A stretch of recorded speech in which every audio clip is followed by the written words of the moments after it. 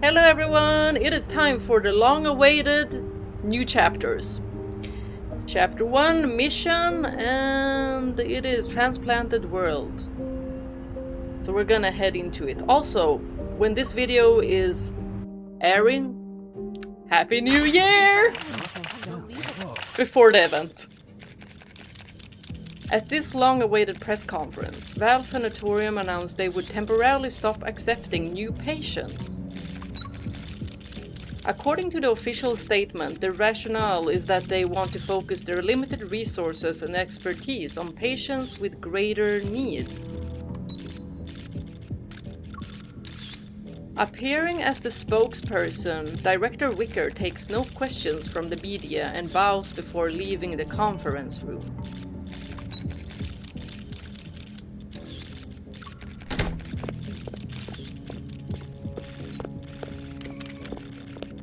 Having escaped the relentless cameras in hot pursuit, Director Wicker feels satisfied. His mission is complete, and all that remains is filling his final report. Just as he relaxes, a curtain flickers in his periphery. A hard object is pressed against the back of his head. I ask and you answer. So long as you don't lie, I can guarantee your head will stay intact. Okay, who are you, mystery person? We can talk about this. Where's Benedict? I don't... The lie that was said instinctively has barely left his lips as the sound of a laser weapon being charged resounds. Laser weapon? Director Wicker bites the tip of his tongue. He uses the sharp pain to regain his ability to think and weigh his options. I'm not sure, but he might be on an unnamed floating island. The location? It's a moving island. No one knows its exact coordinates. A person like me knowing this much information is already an exception to the rules. Please understand. One last question. Yes. Is Stanley still alive? Director Wicker feels as if lightning has struck the back of his head. His entire body, even his heart, feels slightly numb. Seemingly unsure of how to answer, he mumbles incoherently, as if the question itself filled him with tremendous fear. Who is this person? A series of muffled gunshots reverberates behind him. Director Wicker's legs give out as he falls. He clutches his head, horrified. He stares at the reflection on the wall.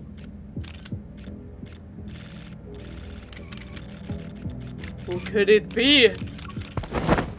The assailant who attacked him is forced to leave through the window. Their face isn't revealed, not even once. Darn it!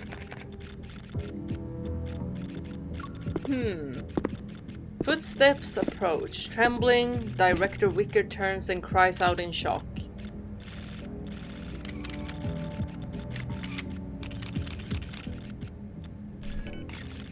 Who could it have been? Benedict! Director Wicker, you handled the press conference well. You lived up to my expectations. However, it looks like you can access knowledge you shouldn't otherwise have. Since you're interested in the floating island, would you like to see it yourself? At the sight of Benedict's outstretched hand, Director Wicker knows he has no choice but to accept.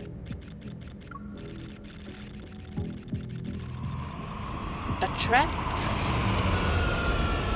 The private aircraft takes off under the cover of night. It encounters a floating island that suddenly appears like a mirage.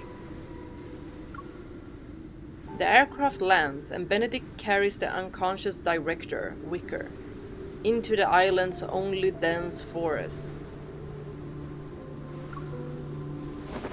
He places the modified Director Wicker on a metal surface.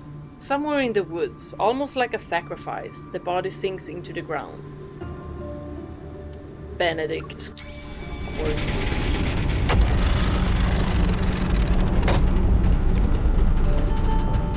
The platform quickly passes through the artificially constructed soil and enters a cold, metallic interior. A facility? At the end of this journey is a vast hall. Inorganic light flickers and spreads. Electronic displays emitting cold lights envelop the area. I think this is so pretty. Bright floors, curved walls, and soft lighting are constructed by holographic blue lines. Ugh, so bright! In no more than 10 seconds, the space is fully built. Even more refined lasers interweave to form 4 or 5 human figures.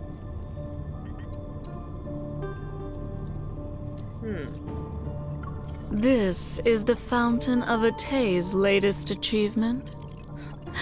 It doesn't look impressive. I remember you. A figure walks around Director Wicker, loses interest halfway, and turns to ask another hologram. But she's super pretty. Long time no see, Professor Lucius. You took so many things from my Gaia biotech, and this is all you can accomplish? The Fountain of Atay's core has nothing to do with your precious research center. Souls can't be shaped, and external devices are useless. You're here. Hey! I remember you! From the nest! With Raphael! And also, in the new trailer. It doesn't look too bad, actually. A new figure in the holographic space causes Lucius and the others to fall silent. They turn in unison to show their respect. They appear polite and trusting, even though he's an old man on a hospital bed. Don't pay too much attention to this test subject. It's just today's extra. Or rather, a medium. I remember this guy too. The old man makes a beckoning gesture with his hand. The floating platform carrying Director Wicker slowly drifts toward him. He was one of Ever's Have the new people, wavelengths right? from the deep space signal been successfully decoded? The silence is abrupt, and the holograms remain motionless. It's clear they're well versed in concealing their emotions. Finally, the old man rises from his deep contemplation. Subtle ripples appear in his otherwise emotionless voice. What you about to say? The recent disturbances in the deep space tunnel remind me of that starless night from over a decade ago. The night when the signal from deep space arrived on Earth. 2034.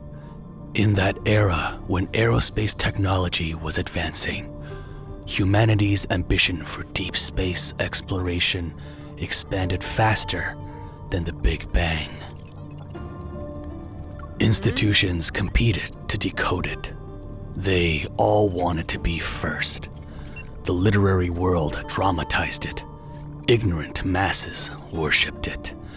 And they even created the Deep Space Academy. But only our decrypted information is closest to the truth. Earth is about to experience a grand eradication. Stanley, you about to die, it sounds like. He slowly exhales and forcibly suppresses his elevated tone and emotions. Then the monsters appeared. Geomagnetic disturbances occurred, and mass extinction events were expedited.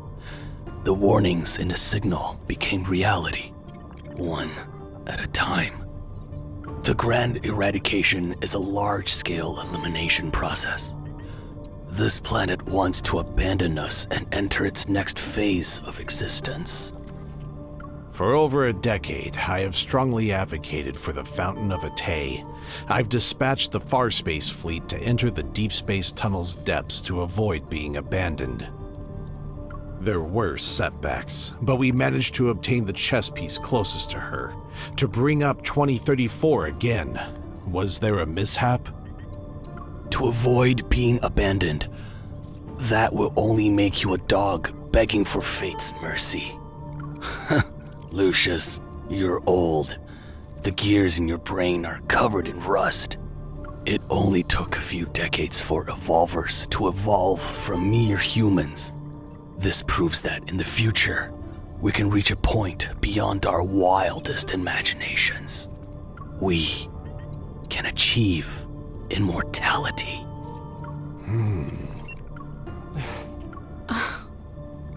Who knows if it's impossible or not? The Lemurians who escaped the last grand eradication are practically living specimens of immortality. Of course, there are also the little ones who came back from the other side of deep space. It proves that some people found a way to survive. Planetary immortality only costs a few more lives, but it's still cost-effective. What do you think, Soren? Soren? Aside from the decrypted deep space signal, there's no concrete evidence that suggests Earth will face an apocalypse. As for that unkillable monster in the N109 zone, we can't confirm whether the life form is truly indestructible. So how do we determine whether our persistence in pursuing immortality is a noble endeavor or absurd paranoia? The deep space signal isn't an oracle or a prophecy. It's mercy from the universe's governing laws that wish to give humanity a reprieve. What we're able to decode are predetermined facts already set in stone. That evidence you want, it's already part of this world. He raises his hand, violently fluctuating metaflux envelops the man bound on the platform. Y'all. Guys, stay away from these guys! The transformation is completed instantly. A wanderer replaces the human shell only to be killed moments later by hidden weapons. A crisp metallic chime accompanies the fresh protocore as it falls onto the platform. Protocores are one of the most powerful pieces of evidence. After the Chronorift catastrophe, I discovered the connection between protocore energy and her. I knew what kind of mission the universe gave me. MC! Oh, we're in trouble! Using protocores to accelerate human civilization's development and allowing humanity to achieve an immortality that aligns with this process. Only then can we survive the grand eradication with little to no losses. The anomalies caused by the deep space tunnel are becoming more frequent. Protocores are always guiding us. The protocore trembles and rolls into a container that extends beneath the platform. Soren makes several gestures in the air. The rhombic container activates the protocore as if it's establishing a connection with some distant space. I always want to say Soren, because that's also a Swedish name, not Soren. So I might say Soren. A rift that's shorter than a finger opens in the air. It quickly closes as its energy is depleted. Recently, the frequency of spatial anomalies and magnetic field disturbances has almost reached the edge of time and space. Once a planet gets swept into that, complete disintegration will soon arrive. Did you come up with another way to deal with your former teammate? I hope we can defeat your little prince and prove to him that our Soren is the most capable one. No! Matters involving the backtrackers aren't to be taken lightly. Do you need our assistance? I've had enough of those disgusting manipulation tactics you use on your brainwashed test subjects. I don't need any help, and I don't need anyone's approval. I will make Xavier fall because of the hypocrisy, arrogance, and impracticality he clings to. That outcome will be enough to prove I'm correct. All right. In any case, they don't actually care about your personal matters. So much bullshit. Several hoarse, irregular coughs ring out like a broken clock. It creates a rhythmic agitation that makes hearts flutter. In the wrong way. The deep space tunnel is closing in, and the cage is tightening its grip. It's time to bring her back to us. Be careful, and try not to let the emissary truly awaken. Our most important hope mustn't be erased. Soren's image flickers and disappears, and the meeting ends. Y'all, you got way I too wish much you air. all the best. The holograms scatter and fade away as the cold laboratory's walls dissolve. The scene of clouds dyed in the sunset's colors replaces it. I thought we were going down, but we up in the sky? An empty hospital bed hovers above the clouds. It chooses to decay with the twilight rather than surrender to the night. Well, we never really saw where we went, so... This is spooky. Maybe they're acting like they're a cloud. They're disguising themselves as a cloud. Their facility. Tires scrape the ground and whip up the wind. A brand new 470 HM carries me across the Mauvais Bridge that's located above the city. Time for The MC magnetic to do field of some the incident digging. site shows coupled fluctuations, but the wanderers who correspond to them are nowhere to be found. It might be a new type. Be careful. Copy that. I'm 5 kilometers away from my destination. I'm ready to do some dynamic data collection. Like on City phasing through things, dimensional ruptures, space-time rifts. Our missions have been weird lately. Everyone was spooked by that snowfall that happened outside of winter. They're jumpy now. When the world is too peaceful, people tend to find their own sources of entertainment. There are 500 missions every day. You might be entertained, but I'm not. Okay, don't be glum. I'll buy you a soda to sweeten your day when we get back. I like Tara. She's so cute. After my call with the data analysis team ends, I look at the sky near the mission site. And also, I love her hairstyle. Would I fit in that kind of hairstyle? The clouds stretching out for kilometers appear as if they've been sliced by giant blade. The cut looks clean. Is Lincoln Online glitching again? It looks beautiful though.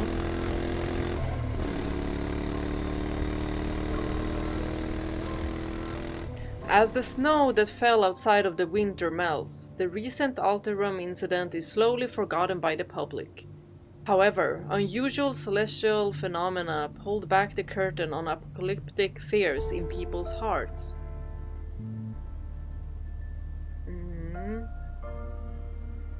Oh, Zane! How is Zane doing? Y'all. Afterward, anomalies both big and small arrive, one after another. They're accompanied by rampant rumors such as the deep space tunnel expansion theory, the 6th mass extinction event, and the great human catastrophe of 2099. Y'all, I have a feeling that this is gonna bring me to tears, these chapters. Aside from burdening deep space hunters and evil police with countless unnecessary tasks, these rumors injected plenty of chaotic entertainment into the otherwise mundane lives of Lincoln's residents.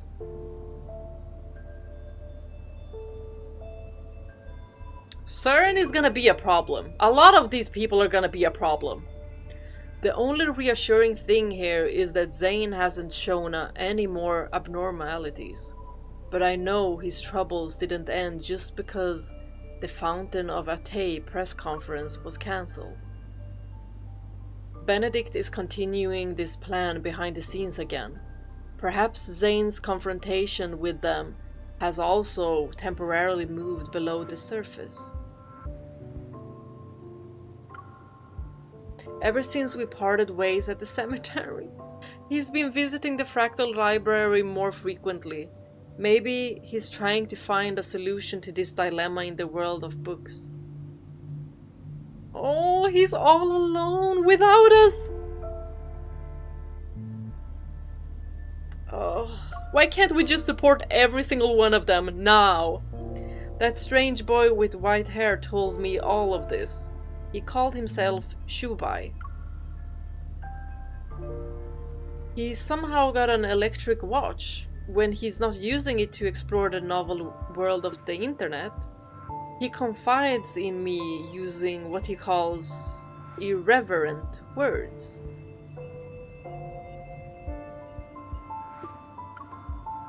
For example, the emissary is hiding in the maze of bookshelves and ignoring everyone. Does that mean he's ignoring you, Shubai? Probably. Don't ignore us! Oh my gosh. Zane. The emissary is pulling all-nighters again. Making us worry about Zane now.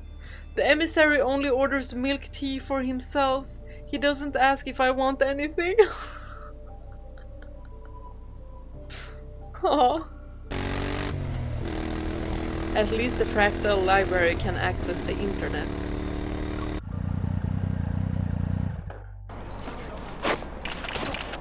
I turn off the motorcycle's engine when I reach my destination.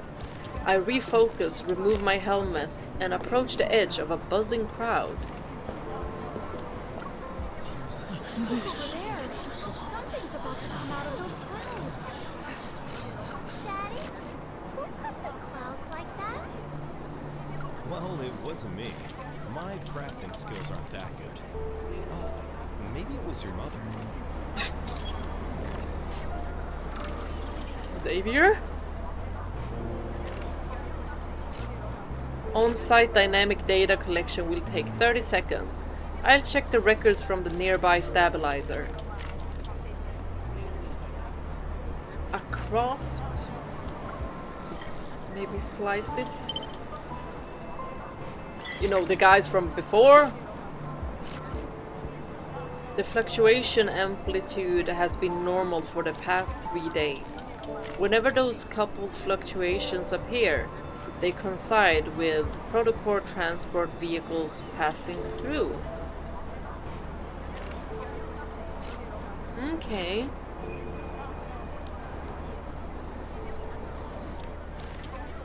This falls under normal interference. Dynamic data retrieval complete. Hold on. The results from advanced tech labs are back. There's a 0.51% chance of a wanderer appearing. Great. That's one more false alarm to our list. A lot of rare phenomena are just astronomical occurrences. We're probably paranoid.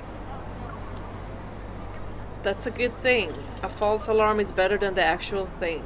Since the data has been verified, I'll close the case. Maybe it's something that can't be picked up. Commission Special Task Force wide-range protofield anomalies detected in Luminesta's district. Immediate on-site confirmation required. Okay. Please don't block the area! The Special Task Force will confirm if this is related to highly dangerous evolvers. Deep space hunters are on their way. Hey! Sounds like Simone. Don't use this as an excuse to stand on the trash can. Otto, the city inspector, will photograph and record everything. Pushing through the crowd, I pass through the light barrier the special task force has set up. When I turn my head, I lock eyes with the officer on duty. Is it somebody we know? It's you again.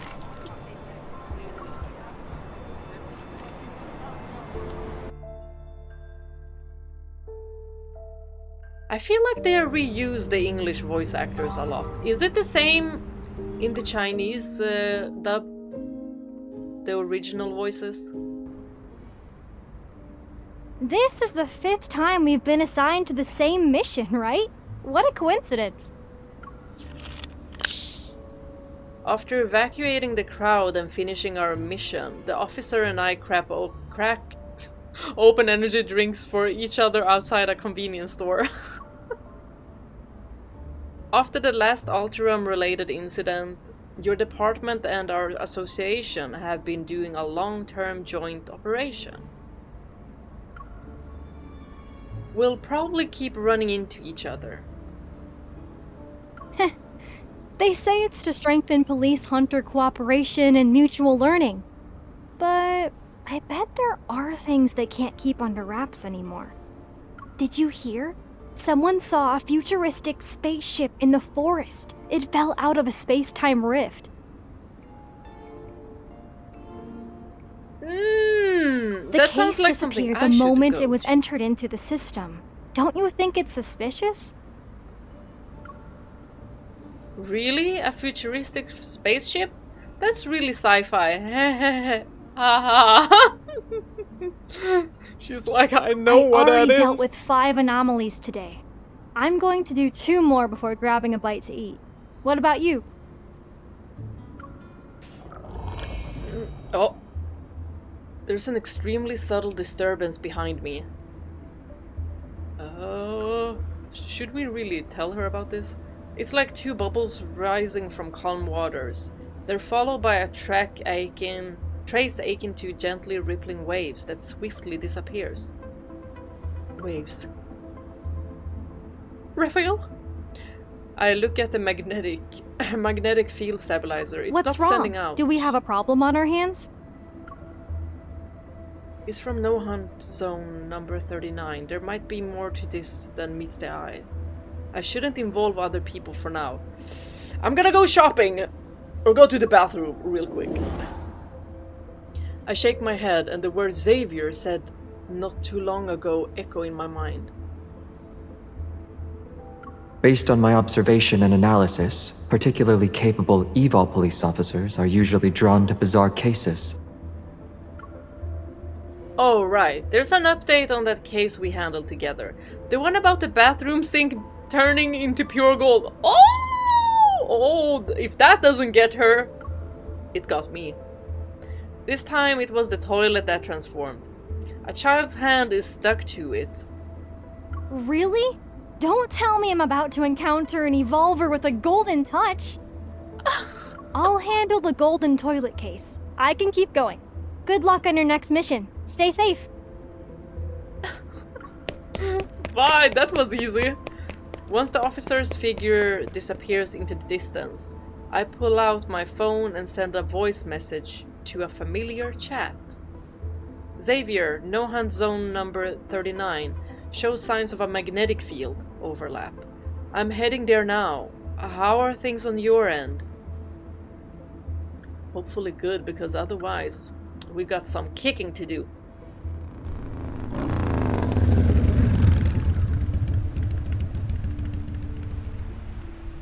No Hunt Zone number 39 was once part of the Lumiestas district. It's where a large expanse of high-rise buildings was built along the waterfront to get a view of the river.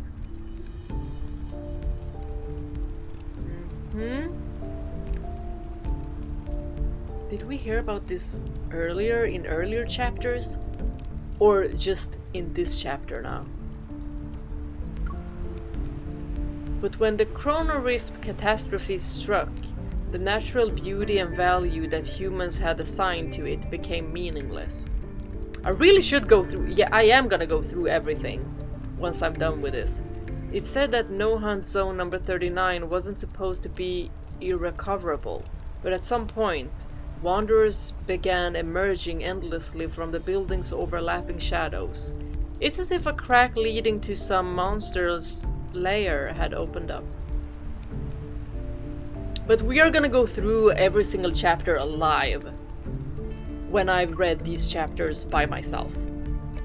The energy levels in the area significantly dropped later on and remained stable, and its danger levels are far below the average for no-hunt zones.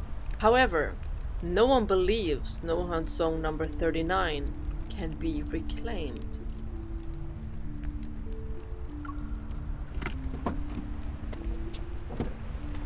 Outside the perimeter, I've just parked my motorcycle when Xavier starts a video call with me. Yay! Are you alone? And are you sure it's a magnetic field overlap? It is. Those coupled fluctuations, like two bubbles bursting one after another on the water's surface, are obvious. This isn't a false alarm from the association. Y'all, I love this outfit on him. I'll wrap things up here and find you. Give me 2 minutes. 2.5 at most. If you see anyone who looks like a backtracker, I'll quietly follow them. You told me this multiple times already. You've turned into a worrywart with all this nagging, Xavier. Very unlike Xavier, but he's worried. He's worried because it's getting so dangerous. I see someone who thinks I'm always nagging doesn't want the results about the biometric key. You and Jeremiah finally figured it out? Tell me! It's the same as the preliminary examination. We can't unlock it. All we know is that there's an unknown substance inside, and it's not a chip. You mean... We can only go to Soren and see if he can unlock it. He's familiar with the old Gaia Research Center. So you'll have to keep moonlighting for me behind the association's back. Aye aye, Captain. It's a win-win collaboration, but you make it sound like I'm getting a bad deal. We're getting a good deal because we're with Xavier! Unable to stop myself from grumbling internally, I poke his smiling face on the screen. I would too. Who would have expected things to turn out this way 2 weeks ago?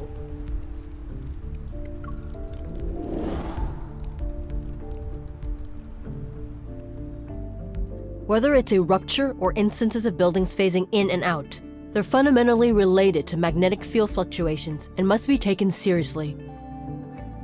I know there have been many false reports lately, which makes it easy to overlook real threats. Everyone must remain vigilant. Does she sound different again? As the briefing ends and the crowd disperses, I see a figure who shouldn't be here. Xavier? He showed up voluntarily? Is the world actually ending? Maybe it's because we were there. In a usually deserted, quiet corner of the Unicorn's building lobby, I raise my arm to block that sneaky figure's path. Stop right there! Fancy seeing you here, partner. We ran into each other in a corner. It must be fate. This isn't fate. I'm cornering you and skipping the small talk. A kiss and I'll let you through. Xavier, you're at the association because these abnormal magnetic fields are actually a problem, right? Yes. The issue is that the magnetic fields are abnormal. There's more to it?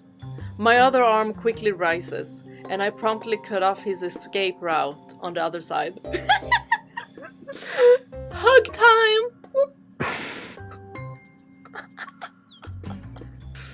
His eyelashes are lowered, and he doesn't speak. He just looks at me.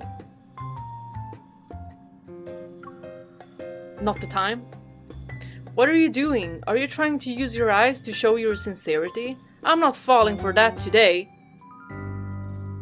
Correction, I always fall for that. Then should I try a different approach? What's the different approach? As he speaks, he furrows his brow, his eyes showing reproach. His expression displays disapproval. He's like...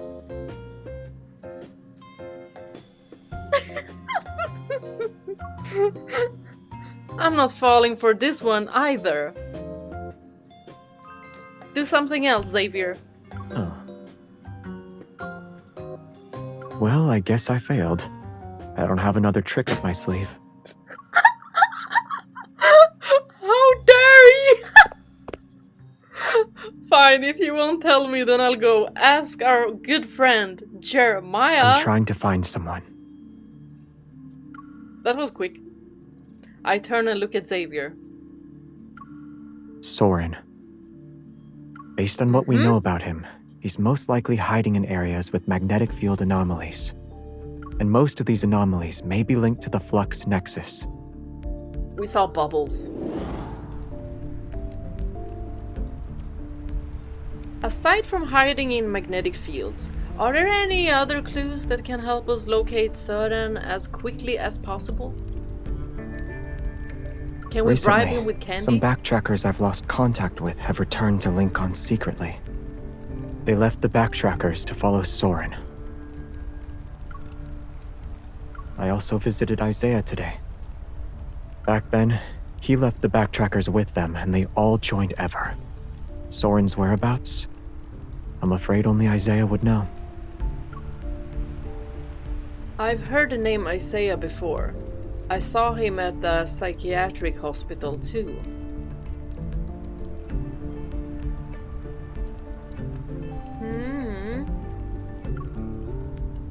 At that time, I was doing a Wanderer Defense seminar and happened to run into Xavier, Jeremiah, and the person they hid behind them.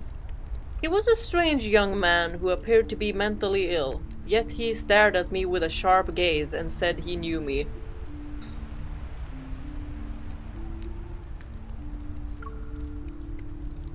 According to Xavier, Isaiah had already escaped with a lot of Ever's classified information. He was on the run for a while. Oh, classified information. When they saw him again, he had already become dazed and confused. He also lost part of his memory. Wasn't that name mentioned in the main story as well? I haven't seen Isaiah in a long time. Jeremiah must have moved him somewhere else. Like very early on, before the nest. How has he been lately?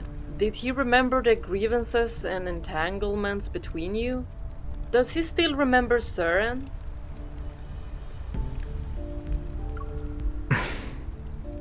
He's missing. What? Did Soren kidnap him? I don't think so. I went to the cottage where Jeremiah had him staying. All his clothes were still there. The only thing missing was the Order of Lightseeker's uniform. Oh. He probably remembered something and wants to handle it in the identity he values most. Oh. At the edge of no-hunt zone number 39, a somewhat furtive figure flashes by. Those long robes look out of place in Lincoln City. And what's even more peculiar is... when he disappeared, didn't he take the Order of Lightseeker's uniform and sneakers? Sneakers? With that uniform? A pair of sneakers was missing from the shoe cabinet. They were blue. You...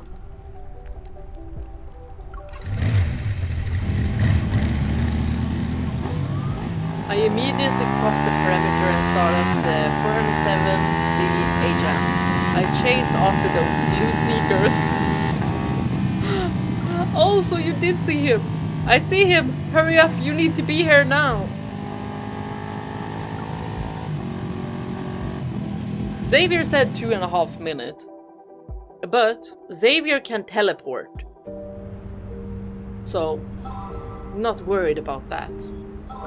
Another royal.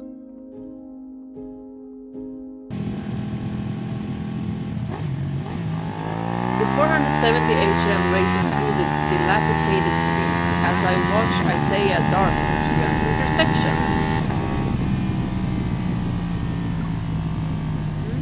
He entered a narrow, winding alley, squeezed between two tall buildings. Who knows where it leads? He wasn't in the best place when I saw him last time, but he's still a backtracker, so I shouldn't underestimate him.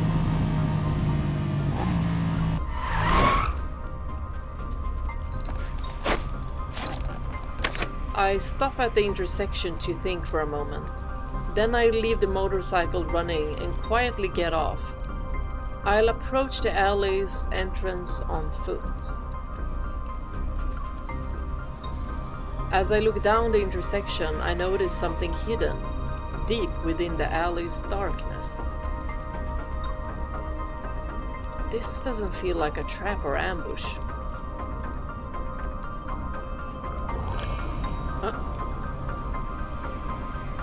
That fluctuation, it's inside. If Isaiah knows Søren's whereabouts, then maybe he fled here to meet him.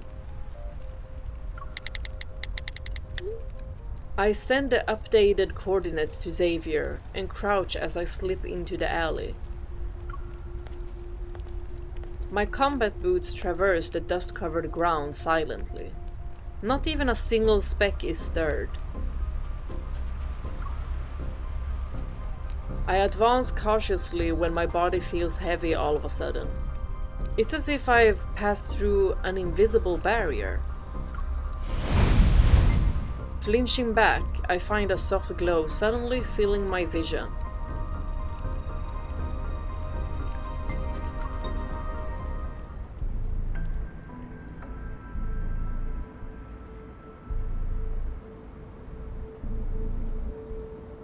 What's going on? The narrow alley is replaced by a spacious stone street that leads to a plaza. At its center is a massive sculpture. Pillows? I step back and turn around, but I don't return to familiar surroundings. The sensation beneath my feet is so real that it's undeniable. I experienced this before in the other magnetic field overlaps I've dealt with. In a park, a vintage stable appears out of nowhere. Stairs leading to a rooftop turn into a mural, a well materializing next to a platform.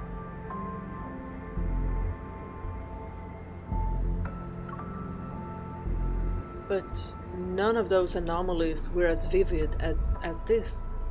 It really feels like I traveled into another world. So maybe you did. How long are you going to stand there like that? Hi, Mystery Man. That somewhat haughty voice belongs to Isaiah, who looks even more arrogant than he sounds. The well-fitted night uniform makes him look much sharper. And if you ignore his blue sneakers, he'd probably be intimidating. Blue sneakers. Unfortunately, they're hard to ignore. Are they like shiningly You're being blue? very rude right now. What's with that look on your face? If my night boots hadn't been damaged in the previous battle, I wouldn't need to dress in such a ridiculous manner. No, Isaiah, it's fine. It's fine. It must look really funny. You can make it as a trend. I mean, everyone will see that it's you who started Jeremiah, it. that despicable scoundrel. He only gave me everyday shoes. They're comfortable, aren't they? You know, not so heavy like the night boots, right? Wow, he definitely has grievances. He sounds so angry. Does he need chocolate? Seeing that I'm not reacting to his reacting to his complaints, Isaiah probably feels like he's talking to himself. Gritting his teeth, his expression shifts. He raises his chin to address me with renowned dignity. He's low-key funny though. I saw you outside the no-hunt zone. I knew you'd respond to our royal homeland summons and come here. This is your destiny. And an opportunity that fate has granted me. This ain't the marriage proposal, is it? Aha! A faint luminescence pulses in his hand and transforms into a short sword. He points it at me. Oh, you wanna fight, huh? Isaiah, 5th Squadron Leader of the Order of Lightseekers, Senior Counselor of the Royal Council, and member of the Royal Family's last generation. What? Formally challenges you to an honorable duel.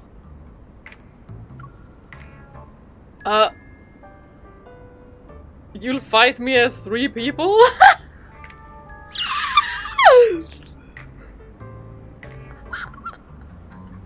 Wait, you're going to fight me as 3 people? I can die fighting for honor, but I refuse to be insulted to death by you. I'm sorry, it was just funny. It turns out even the most arrogant person will lose their dignity when pushed to the breaking point. Oh damn. Dodge! Dodge! Dodge! Isaiah doesn't wait for my response. As soon as he finishes shouting, he charges at me like an elegant yet furious goose. He raises his sword. Isaiah, you can't beat us. We're too strong, we're too quick. I move almost simultaneously. I'll create some distance between us and use electrical rounds to incapacitate him. Not decapitate. As soon as the bullet leaves the gun barrel, my target has already flickered and vanished.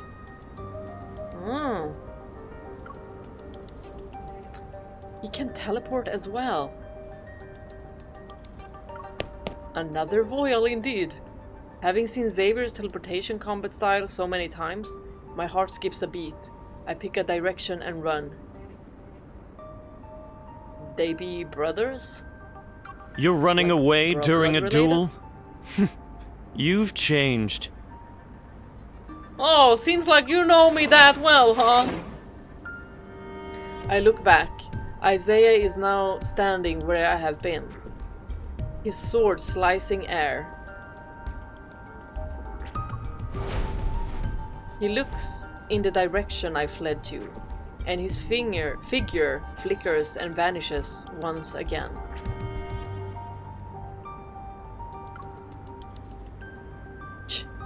Enemies who can teleport are so annoying, unless you have them on your team. Xavier's weakness what was it again? It was us! Before I can figure it out, a light flashes. Isaiah teleports to be just a few steps away from me. That's right. Distance! Yeah, he doesn't like distance. Even if they both use the light evil, he's still not Xavier. Only those whose evil is as strong as Xavier's can teleport everywhere. Judging by Isaiah's evil, 10 meters is his limit. Good girl! Smart. A strategy gradually takes shape in my mind, and I sprint at full speed toward the plaza.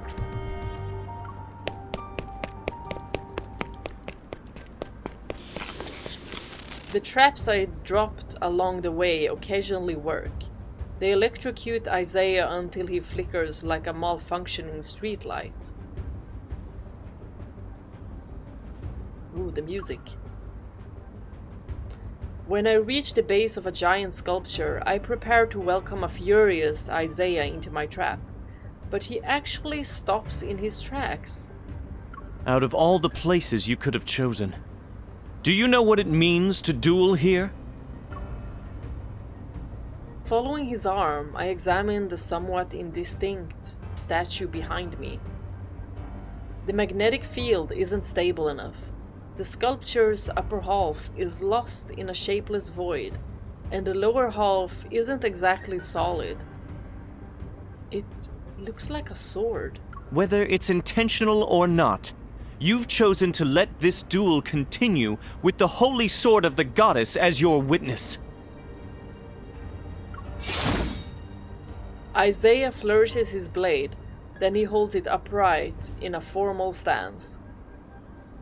I shall treat this more earnestly and give it my all.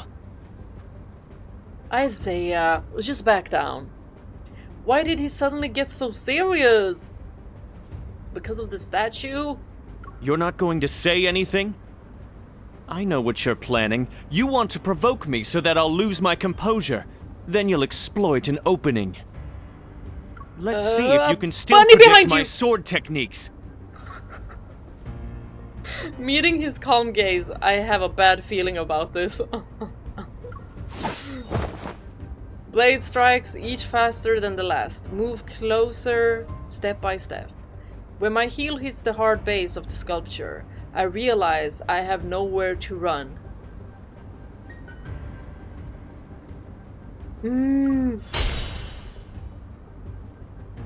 Clang. Bunny! Didn't I say Bunny was behind you? Well, he came now. Xavier! Before the light fades, Isaiah is already calling out the name of the person before him through gritted teeth. You dare try to attack his wife, huh?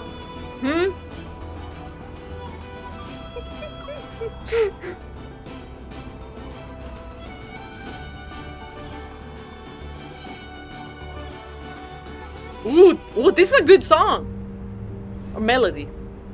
I'm gonna go get some water and then we'll continue.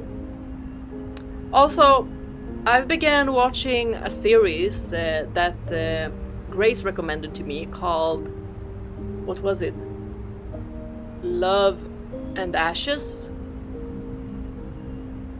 No, it's called Ashes of Love. That's what it's called. The series that I'm watching. Exactly. Let's continue Duel in Lincoln.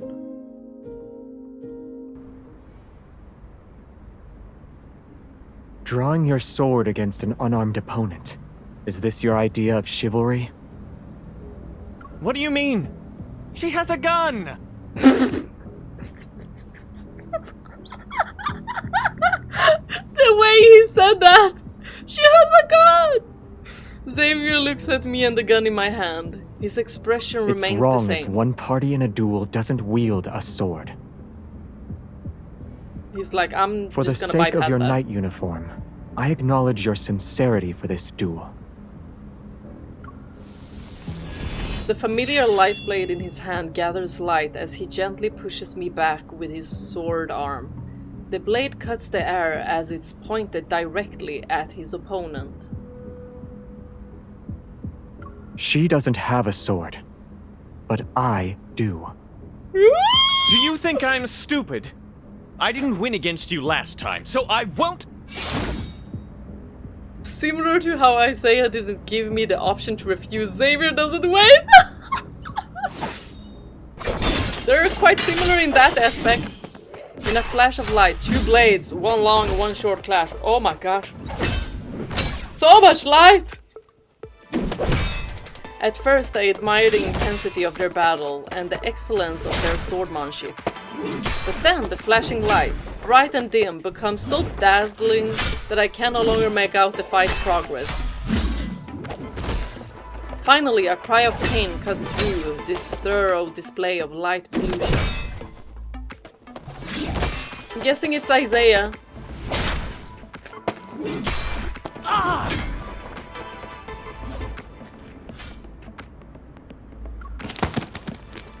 Whether bright or dim, all the lights have now fallen silent.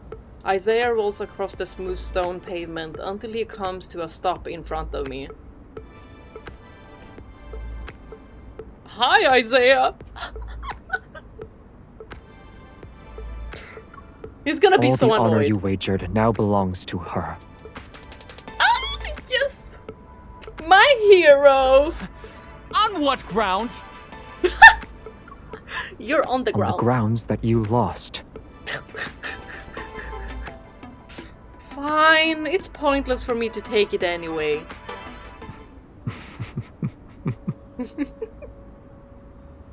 Xavier can't help but chuckle, and judging by how Isaiah is glaring at us, it seems he'd like nothing more than to leap up and stab his sword through both of us.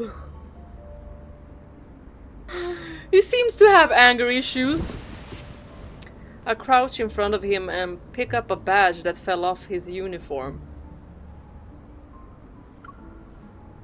Since you lost, I should be able to ask a few questions. You escaped and came all the way here. Why? This isn't the place to do an interrogation. The magnetic field isn't stable. Let's take him back and question him properly. Properly. I look at Xavier and he gently shakes his head. Soren isn't here. All right. Seeing a band of light as thick as hemp rope appear in Xavier's palm, Isaiah rubs his waist as he gets up. Hatred tinges the words that leave his mouth. He doesn't seem to have one good day, Isaiah. Don't you dare tie me up! I am the 5th Squadron leader of the Order of Lightseekers, senior counselor of the Royal Council. Will you promise you won't try to run off again?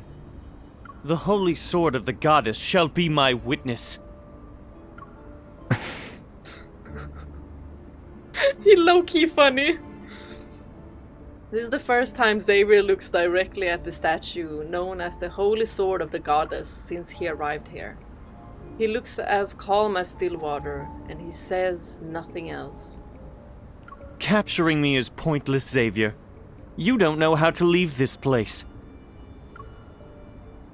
But it sounds like you do. I won't say anything.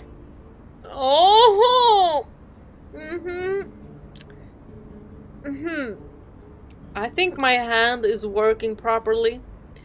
You're one of us now. What you know, we know. How am I one of you? Even a defeated enemy is still human. As he speaks, ribbons of light flow like water and form secure knots around Isaiah's wrists. You!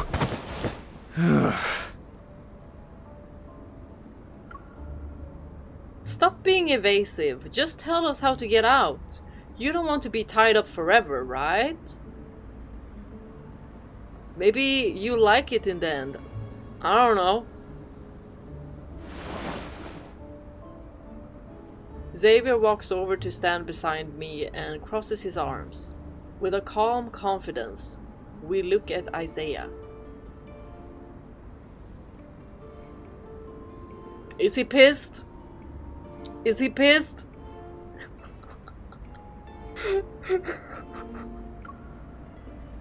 Isaiah maintains a composed expression while gritting his teeth. Then he reluctantly gestures at me. What do you want? Isaiah, what do you want? Breaking through a magnetic field overlap is difficult for others. But it'll be simple since you're here. Find the flux nexus that is gathering energy and destroy it. Then the energy will disperse. The field shall collapse soon after. Okay. I crouch and place my palm on the ground. I'm about to resonate with the surrounding environment, but Xavier pulls me back. Don't act rashly. If it just involves destroying the flux nexus, then I can do it too. Of course. One massive evol burst can make any magnetic field explode. Assuming you don't have that thing on your neck.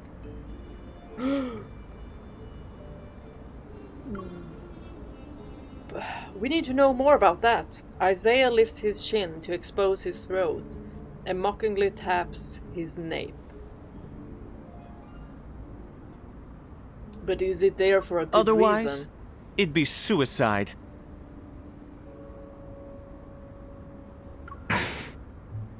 So, sounds like keep it on. Let me do it. I pat the back of Xavier's hand, then I close my eyes and activate my evil to search for the flux nexus in the magnetic field. We don't want Xavier to be in trouble. We'll put ourselves in trouble! Going to where the energy converges, I discover that the flux nexus isn't very strong. I use the resonance evil to destroy it. The swirling, abnormally concentrated energy disperses like lamps released from a pen. It drifts away peacefully. The surrounding scenery splits apart, collapses and shakes violently.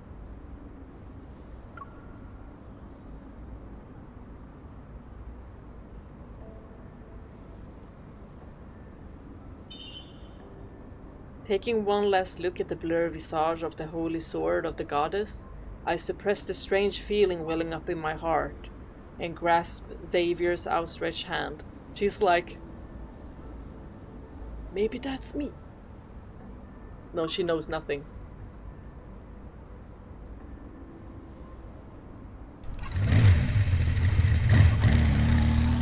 The 470 speeds away, and the commotion fades with their receding dust clouds.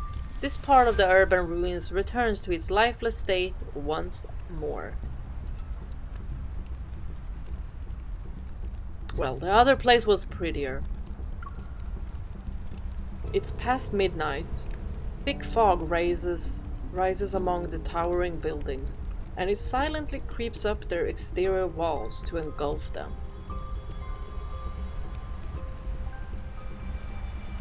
The melodies are always so good.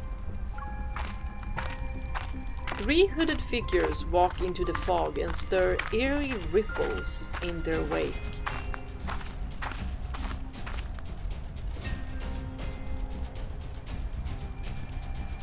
We can't get in now without an anchor point. Backtracker. I didn't expect her and Xavier to charge in. Oh! Somebody watching us. It's all because of Isaiah. When he goes crazy, he's not afraid of anything. Did she see the holy sword of the goddess? Do you think she'll remember us? And Philos? The backtracker acting as their leader crouches down, and her palm hovers over the ground. The chaotic traces are washed away as if they were cleansed by water. So they know who she is. The cracked road beneath seems corrupted like code that's glitched out. A small section transforms into a weathered, heavy slab made of pure white stone. Soren didn't lie to us. It's real this time. He actually did it. Now, waiting is our best offense. But Soren specifically asked us to work with Ever's cleaners to intercept and eliminate Xavier and the others. Does that also include Her Majesty and Jeremiah? They shouldn't be able to stop Soren's plan anymore. Is this really necessary? The backtracker falls silent. She presses her hand against the stone slab to slowly, reluctantly caress it. Soren isn't a qualified leader. It's up to you if you want to follow his orders. Regardless of whether his heart is consumed by hatred or blinded by madness, What he's doing hasn't betrayed the backtracker's original goal. Until the outcome is decided, I will never give up. This is my responsibility as a backtracker. It also involves my honor as a person. An unknown path ahead and giving it our all. If we're still hesitating at this point, we'd be too weak. If everyone could always be like Xavier, the backtrackers wouldn't have split up or ended up like us. The faint sound of a bell drifts from the fog steps. The three almost simultaneously look into the distance. I had to check so it was recording. I was like, wait, is it? Classical buildings of varying heights cast shadows that flicker in and out of view. They vanished as quickly as they appear, while thick fog surges with hidden currents.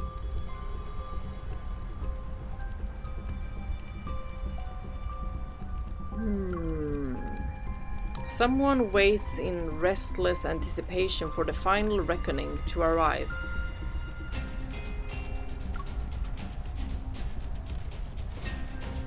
This someone.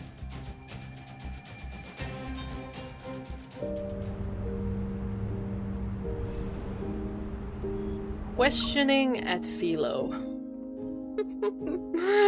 Are you ready, Isaiah? And the funny music too. After leaving No Hunt Zone number 39, we escort Isaiah back to the flower shop. His hands are bound by bands of light. Interrogation at a flower shop. You promised you wouldn't tie me up, but you went back on your word. I'll dismember you, turn you into custard to spread on bread, and eat you! Isaiah! Are you a cannibal? Isaiah! Y'all, he has such a short temper! Isaiah, you need a therapist. That is not normal.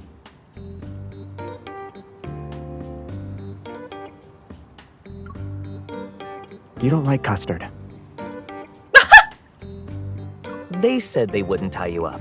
But did I say that? I'm pretty sure I didn't. Now in Jeremiah's territory, he grabs Isaiah in one fluid motion and throws him into the chair. Oh. Then he pulls out plastic zip ties to secure him to his back. Oh my god, he's gonna be mad. Seeing the lucky bamboo nearby wrapped up, Isaiah kicks his legs in a panic. A bucket of herbaceous peonies, grade A with a black label, falls over. The flowers lie scattered on the floor. It looks like Jeremiah has reached his limit. Jeremiah! Don't hurt the flowers, okay? Or we hurt you. Can I knock him out? Hiya! Go for it. That's not a good idea. Okay then, that's not a good idea. Do you really think he won't betray us again?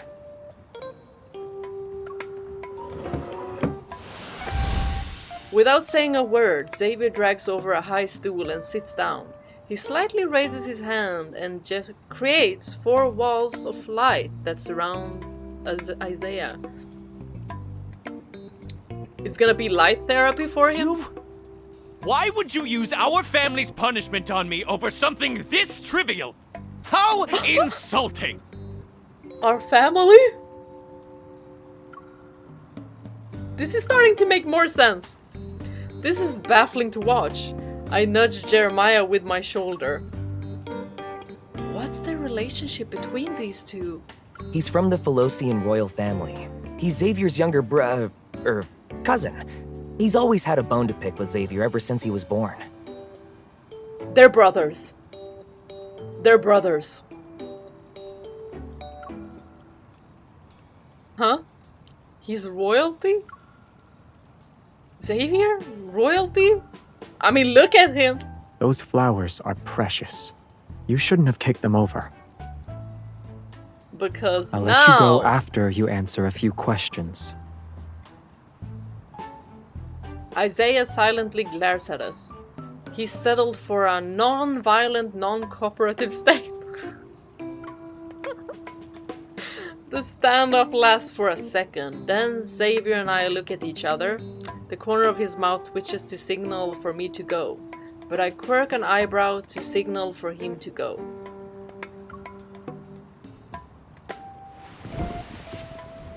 Three seconds pass. Xavier's gaze shifts slightly.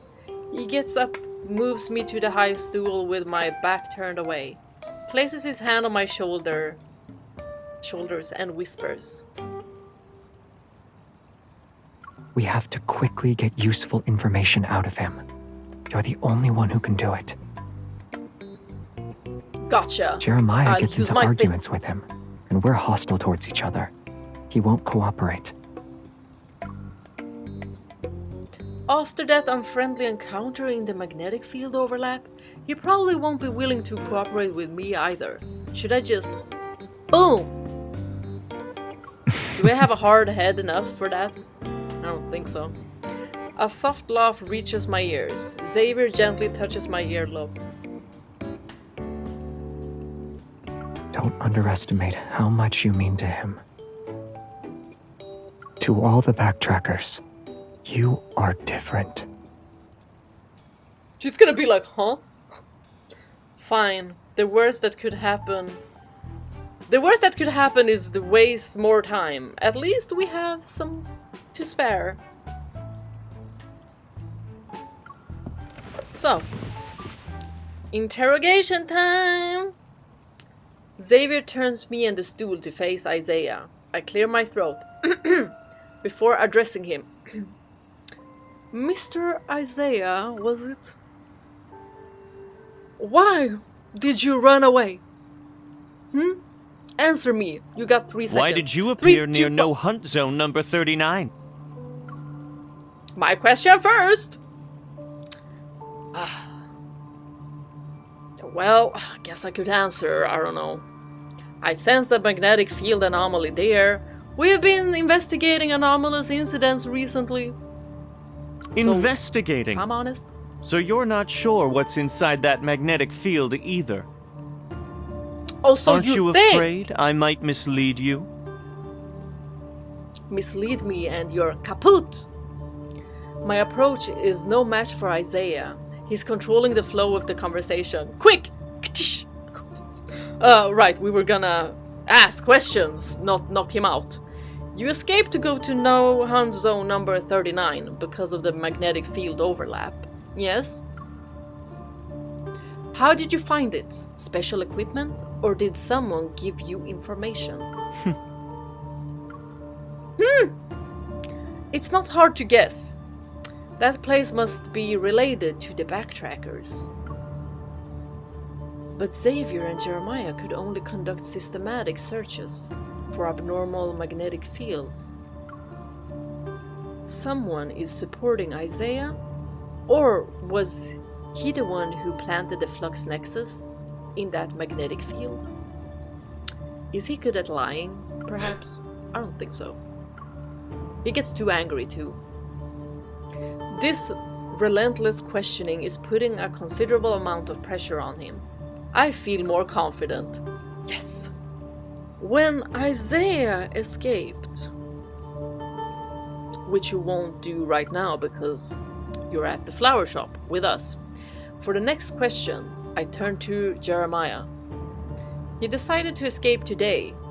Is today special? I gave him a monthly subscription for Lincoln Monthly. I didn't let him have any other way to contact the outside world. I see. Today should be the day he receives the magazine.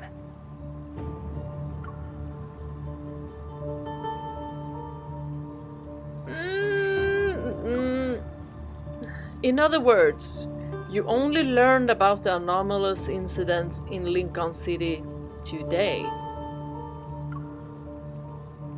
We can assume that you were aware of the magnetic field overlap in No Hunt Zone number 39.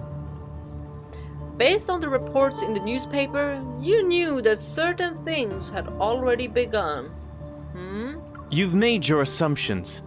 Why are you still questioning me?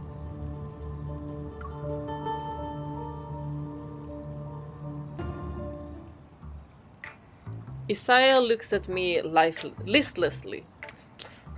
His stubborn defiance gradually fading away. We didn't, No hunt zone number 39 was one of the locations Soren selected. It was the closest, so I just decided to confirm it. I never thought. Everyone underestimated Soren. Not me. I always knew he wasn't someone you could mess with. I didn't doubt him either. Fine, I'm the only one who was blind to the obvious. Are you even listening to me?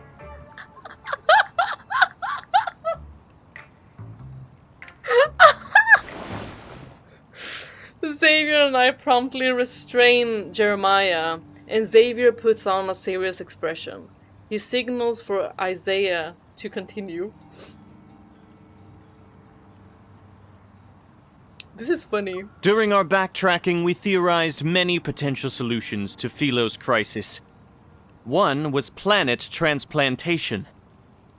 You saw the state of the magnetic field overlap? Don't tell me you didn't realize it was one of the methods for achieving planet transplantation. All the methods we discussed exist only in theory. They're impossible to implement. Then how do you explain what we saw inside the magnetic field? If this was just an abnormal magnetic field caused by spatial fractures or displacement, it should have been empty inside. He's not wrong. What about those buildings we saw? Those are clearly the products of a civilization. Inside no hunt zone number 39 was Philos. Philos? Even though I had a feeling this might be the case, I'm still shaken by the confirmation. That's where the backtrackers came from? Xavier's home? As if sensing my unasked questions, Xavier shakes his head. It looks like our homeland, but I doubt that's the real Philos. It's more akin to a projection. Think of how light from a planet travels for a long time before being observed. What we see in that moment is actually how it was many years ago. Gotcha. That makes sense. I agree with your assessment. Isaiah, what we can confirm nobody right asked now you. is that Soren found a way to create magnetic field overlaps. Maybe he's actually attempting to do a transplantation. Everyone is calm, so I quickly compose myself and follow their line of reasoning. I don't really understand the planet transplantation thing, but since it's supposed to solve Philos' predicament, it should be affecting Philos, right? Soren is on Earth right now. You don't think he's planning to transplant Earth, right? Good question. If you hadn't have dragged me back here, I would have already tracked him down and forced him to tell me his plans. I guess you'll have to find the answer yourselves. So smug! See? Maybe we should have just knocked him out. Oh, we can... I wearily declined Jeremiah's kind offer while holding down his eager fist. Besides, if this is his brother... I can't. I wonder why Xavier hadn't kept Jeremiah in check only to see him looking down with a furrowed brow. He seemingly lost in thought. About Soren, Xavier, and Earth transplantation. Are you thinking about Soren's schemes? I can't figure out what he's planning for now, but maybe we don't need to know. We just need to stop If we obsess over trying to predict his moves, we'll be easily led around by the nose. Yep. We don't need to know everything. As long as we can identify a general pattern and strike the vital point, we can still achieve our goal. And Soren is clearly the vital point in all of his plans. But how do we convince him to give up once we find him? We don't have to. Xavier blinks. At worst, we can follow Jeremiah's advice and knock him out to control the situation. I guess knocking people out is a tradition passed down between backtrackers. I was thinking it, but I didn't say it. Xavier nods in a slightly bashful manner. It's as if someone just praised him. I'm speechless. Meanwhile, Xavier raises his finger, the light walls and bands of light around Isaiah's wrists scatter into specks of starlight before dissipating. He's gonna be like, oh, finally! Finally! You let me go! And Aside we're gonna be from like, no no. hunt zone number 39, what are the other locations Soren selected? Are you planning to search through them one by one? I advise you to reconsider. When you were captured by Ever, Soren also participated in modifying your suppressor.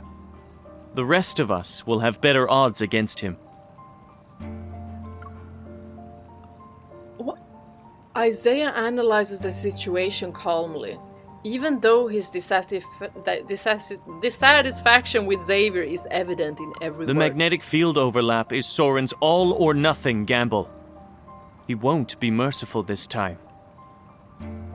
Considering his access to Ever's resources, do you think he developed something that'll specifically target your suppressor? Probably. Darn it. Soren modified your suppressor? What Don't did worry. he do? I won't let myself be at a disadvantage. You could remove the suppressor. That's the one thing we'll never do.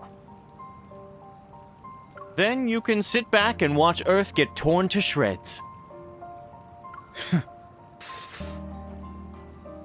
Isaiah let out a cold snort.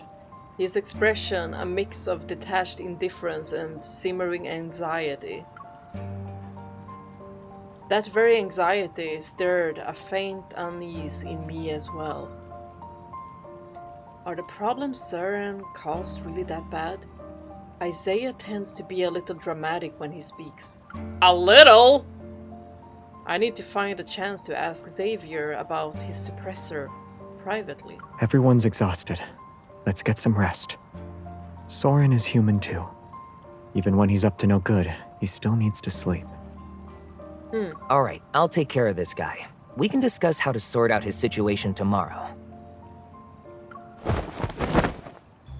Jeremiah gets up to see us off and uses it as an opportunity to sneakily kick Isaiah, but he dodges. Xavier and I pretend not to notice. We keep our gazes focused on what's ahead as we leave.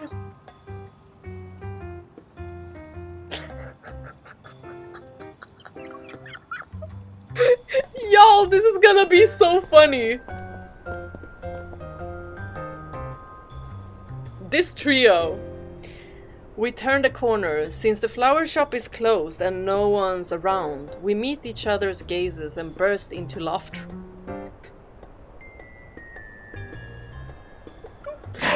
Did you see that? They're probably fighting right now. Yes, and we're on a date. What? Says who? Let's bring them some ointment tomorrow. They're gonna be so bruised up.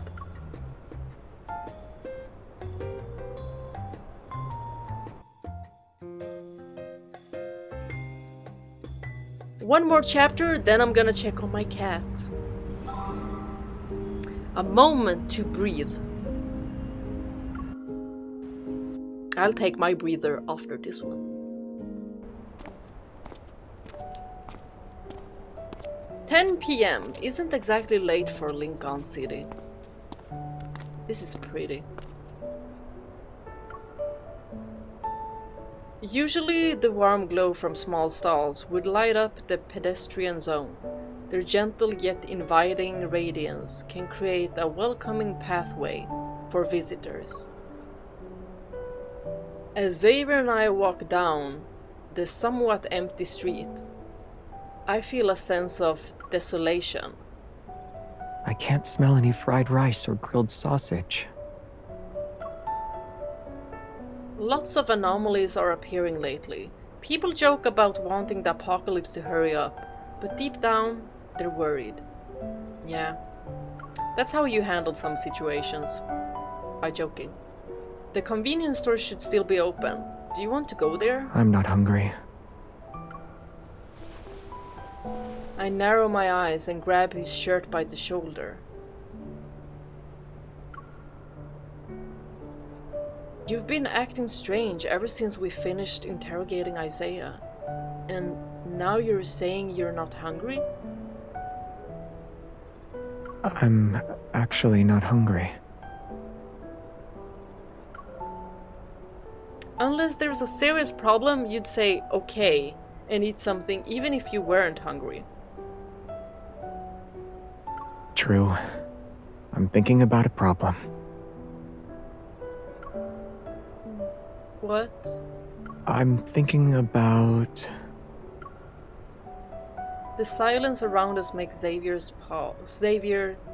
pause as he struggles to respond, all the more obvious. Under my increasingly insistent stare, a finger is pressed against my forehead. It gently pushes me back. I'm thinking about how accurately you pinpointed Isaiah's weaknesses. You've never met him before. He's switching the... But you knew how to deal with him. Did you just wing it? Xavier! Xavier is being sly again. He's using the way I interrogated Isaiah to avoid my questions. Ah, of course. He's good at this too. Xavier smiles innocently, but his eyes reveals a hint of mischief. Like always. I get it. Your brain is overloaded from processing too much information. So it wants to use me as a distraction to relax for a bit. If you want to relax, I have plenty of ways to help with that. No thanks, knocking me out doesn't count as relaxing. I don't think that's what he meant. I cross my hands above my head to block the palm that's moving above me. You think? Do you think I only use violence to solve my problems? I never really thought about it that way before, but after Isaiah appeared, this impression has become more obvious. Well, it's different with MC. It's not my fault. Taking advantage of my relaxed state, Xavier breaks through my defenses and vigorously rubs my head with a considerable amount of force. Hey, my hairstyle! Do it again. Before I can even protest, his fingers press down on several pressure points. My tense mind actually feels at ease. Ooh. I need that. Better? For my neck. Now my neck. Temporarily, but none of these problems have been solved. I also need to keep a close eye on you. These moments of relaxation are just a drop in the bucket.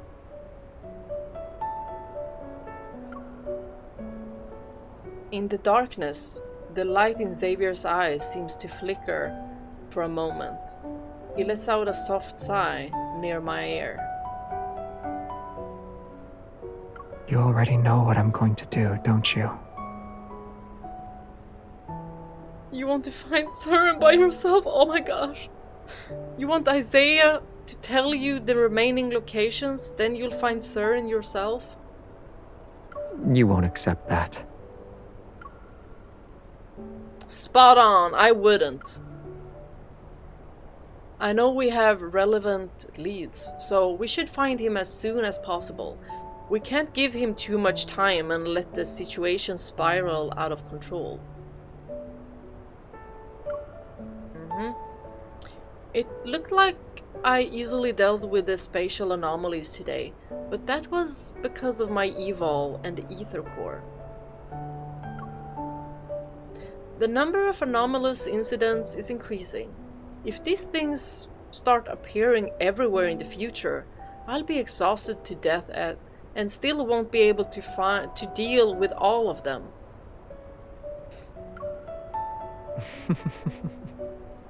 To ensure you're alive, we should catch Soren as soon as possible.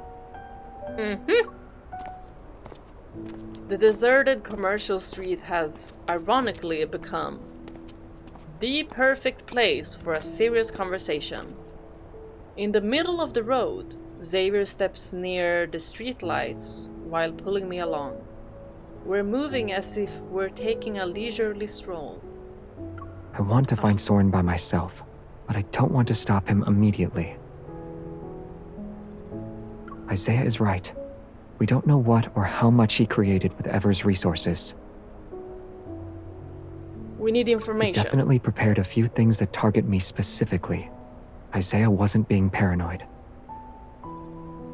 If Soren completes the planet transplantation, the stalls, markets, and life as we know it will cease to exist. That can't happen. And if Philos were to return that way, it may not be the one we're hoping for. Feeling somewhat melancholic, I nod. I know the strategy he has is more or less foolproof. But you're not the only one who can do this.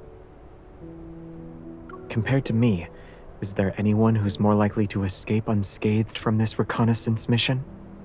Jeremiah? Isaiah? All things considered, neither of them are as suitable as I am. I know, but still. If I ignore what Xavier is actually saying, his nonchalant tone would make me think he's discussing something as trivial as having more hair than anyone else. The problem is that your chances of escaping unscathed are greatly reduced, all because of that thing. Sensing my gaze on his neck, Xavier lowers his chin slightly, and his expression becomes somewhat complex. Then we'll think of a way to get rid of it.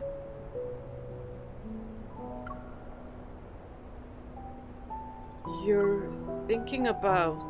Aside from finding Søren, you were also thinking about how to remove the suppressor, right? Xavier is about to answer, but after he glances at me, he stops walking and his eyes narrow. You sound eager. I'm worried. I'm coming with you. For what? Those two things.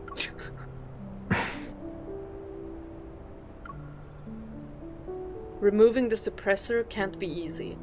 Something like that is comparable to undergoing major surgery. You need family or friends here to support you. He can't do this alone. And if we do gather intel afterward, you might be able to launch a surprise attack and subdue Søren. I need to work with you to fight our way out.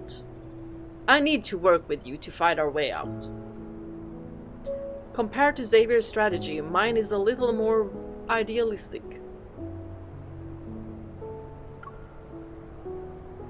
But I already made up my mind. If he doesn't listen to reason, I'll monitor his every move 24/7 without taking a break. Do I need a reason to stick with my partner through everything?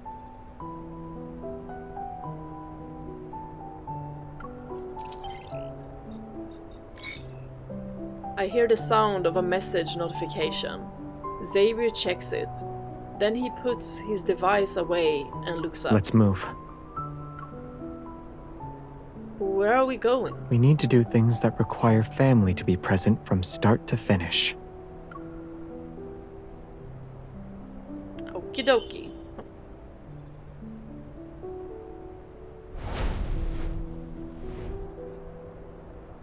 Under the streetlight, two shadows suddenly intertwine and overlap. After a burst of brilliant light, the street is deserted. I guess that's the end of this chapter, is it? Yep. Quick break, need to check on my cat. One-sided heist, I think it said. At midnight, a building located in a commercial area still has its upper floor lights on. It's a normal occurrence. The well-dressed man finishes reading the documents in his hand. After confirming their accuracy, he feeds them into the paper shredder. In an age of paperless offices, he's one of the few who still prefers to work with physical documents. For certain intel exchanges, this tendency has become his signature style and calling card.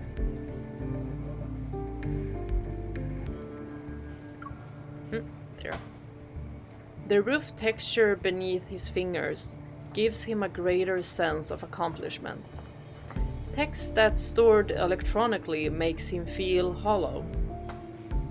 I feel like that, but with games, like Cheap, not having the inefficient physical. intel is unworthy of the paper it could be printed on. Maybe the Nest should change its business strategy. Nightingales seem to be more suited for gathering intel compared to ants. As he waits for the shredder to go through the thick stack of documents, he brainstorms ideas for how to improve his business.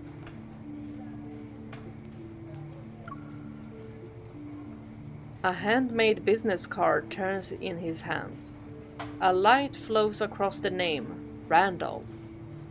It's rather ordinary. Randall. There aren't many moles left in the N109 zone. Wasting them on Ever's scraps isn't worth it. I should save them for something worthwhile. You sound That low on vengeful iron. merman doesn't need new lists for now either. What a shame. He's speaking with himself, isn't he? The oak elder behind Biosun Pharmaceuticals isn't easy to fool. This business, I need to carefully consider its next move. Oh! A flash of light appears outside the floor-to-ceiling windows and quickly fades. Randall pauses for a moment, then he looks at the clock. The hour hand hasn't reached 12 yet. Even in fairy tales, he should be safe at this time.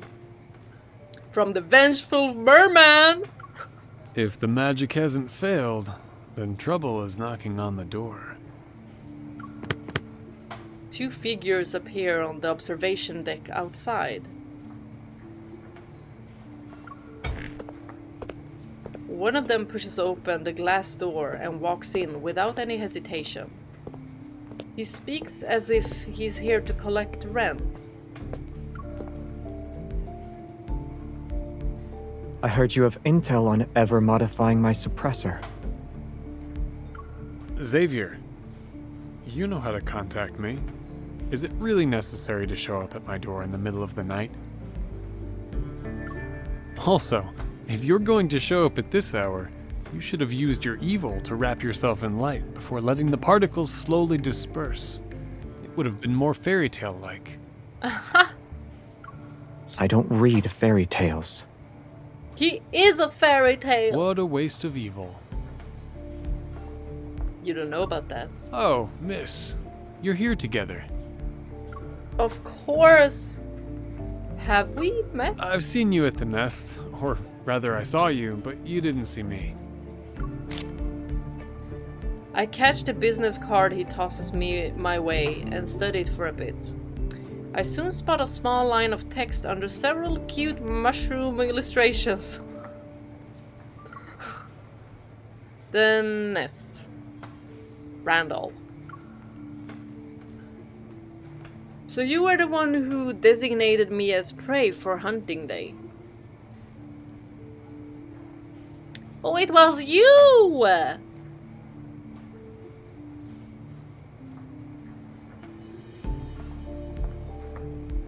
I guess you're gonna be the prey today. I'm just joking. You're giving me too much credit.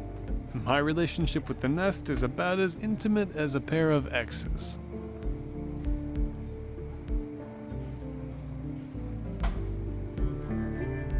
Okay, sir. Nothing is unusual about his expression. I'm about to drop the subject when I hear Xavier speak.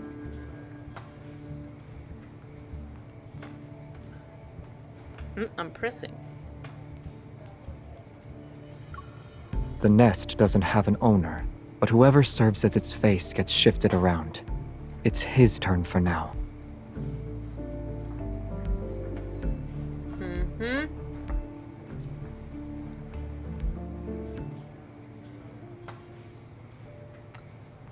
Doesn't That's have an confidential information. You say it like it's not a surprise. Oh.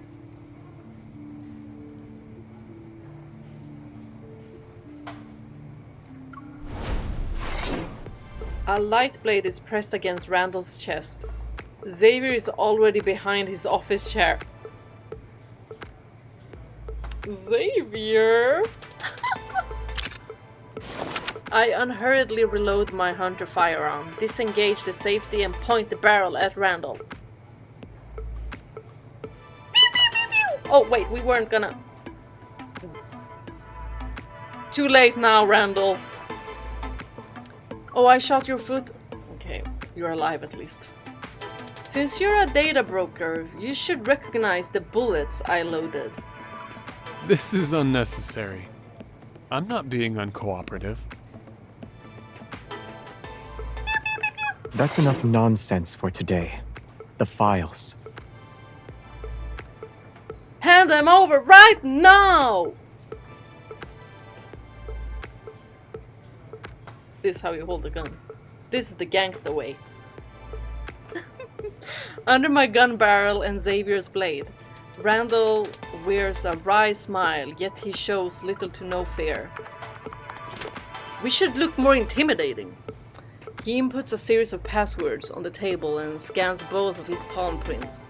A hidden compartment slides out. That's right! Huh.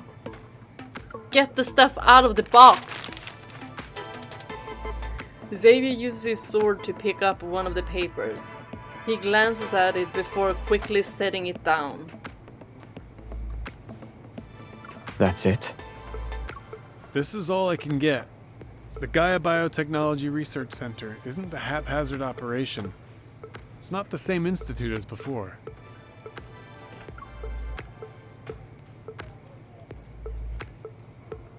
Xavier nods at me from across the table. I understand that what he's implying. Then I put my gun in its holster and retreat to the floor-to-ceiling window. Are we gonna... do we have a trick up our sleeve or something? The bright office lights grow dim at the same time. When we're plunged into darkness, Xavier returns to my side.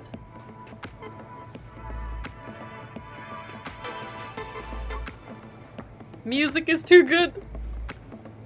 Before we teleport away, I faintly hear him bid Randall Your farewell. services aren't special in the slightest. Xavier has special That's harsh, services, but only for me. Don't you think?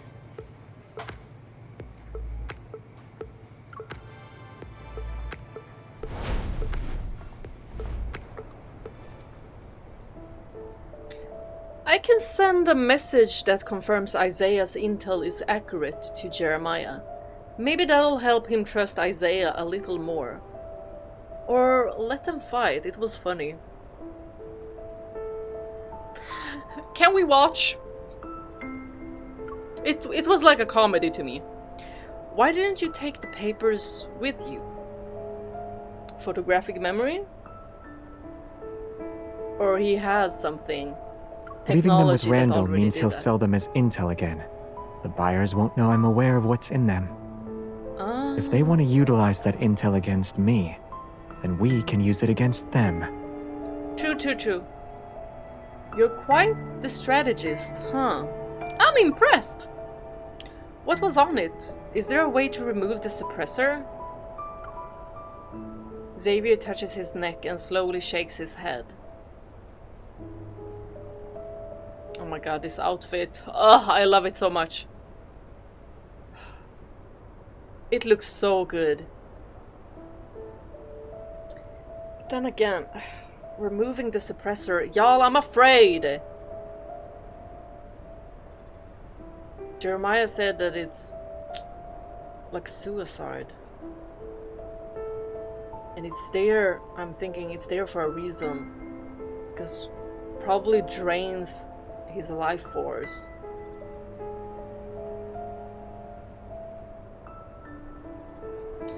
Ugh. Y'all, I'm worried. There wasn't much. It only had two things. Modifying the suppressor wasn't Ever's main purpose when they captured me. Gaia Biotech wanted my evol genes, but the suppressor made extraction impossible. So they made a last-minute request to Soren. They asked him to modify the suppressor. The second part said that Soren's modification was successful. He strengthened the suppressor's restrictive effect. The evil I can use is more limited now. That bastard. Where exactly did your suppressor come from? And why was Soren able to modify it? This question has been weighing on my mind for so long. Now is an appropriate moment to ask it. Maybe he was one of them who created it in the first place. I thought there was another extraordinary, complex, and troubling story behind the suppressor. But I never expected. My family made it for me.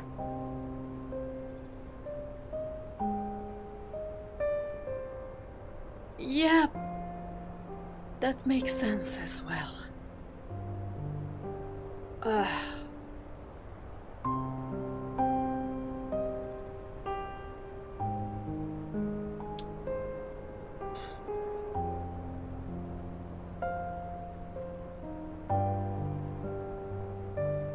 It could be dual meanings.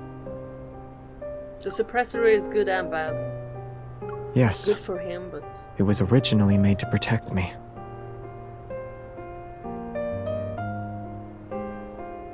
On Philos, an evolver's evol energy and life force are one and the same.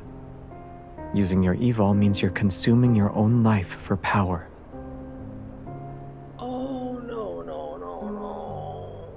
That's what I thought.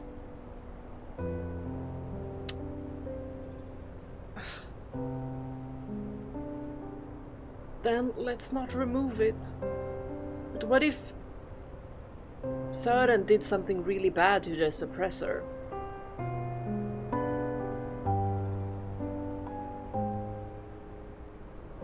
Like it triggers something else.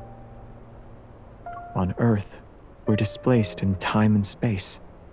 The energy we consume can't be regenerated.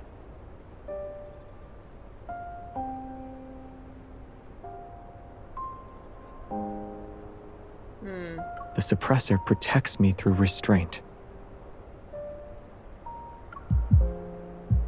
The sound of my heartbeat is amplified in my ears. I almost doubt that what I'm hearing is real. She's worried. We're all worried. Despite all of this, Xavier can still sound so calm. Of course he could. He knew this was his fate for a long time.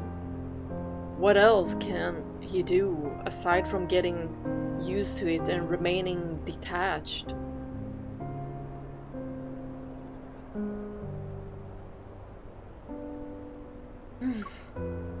Are you that surprised?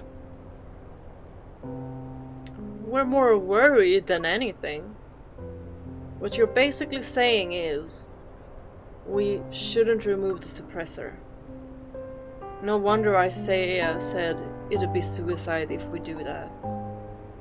I tighten my grip on Xavier's hand and deliberately repeat those words.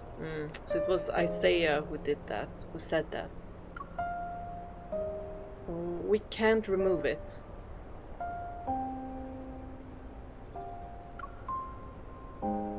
Did you forget what I just said? Xavier casually squeezes my hand, his tone becoming more relaxed. The documents didn't reveal a method to remove the suppressor, so launching a surprise attack against Soren now would be difficult.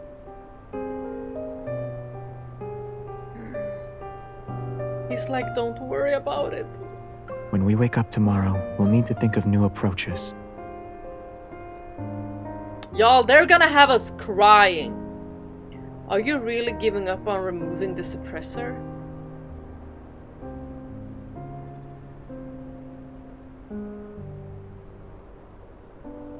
I don't have a choice. Researching these technological mechanisms isn't something I'm good at. I can't do it. Seeing him shake his head with genuine sincerity, I actually feel relieved. An emergency call from Jeremiah. Uh-oh. Is a bunch of white-gloved men with new type protocore weapons just burst into the flower shop. We used the car to escape. Isaiah said... Isaiah said what? They're Ever's cleaners, and we're not their only targets. Where are you?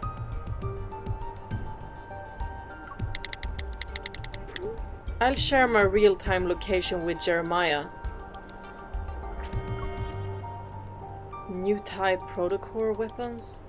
White gloves? I think I've seen intel about this on the dark web.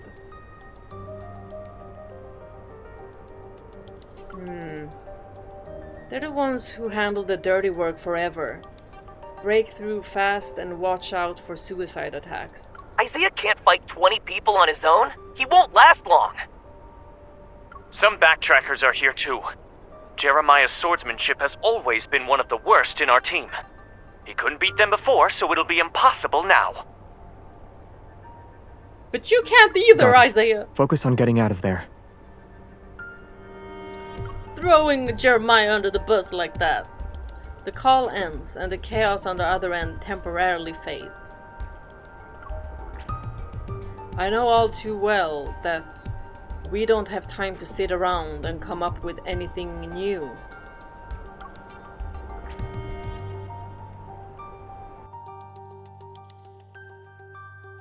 Ooh, this is getting so interesting, so intense, so quickly too. Suppressor.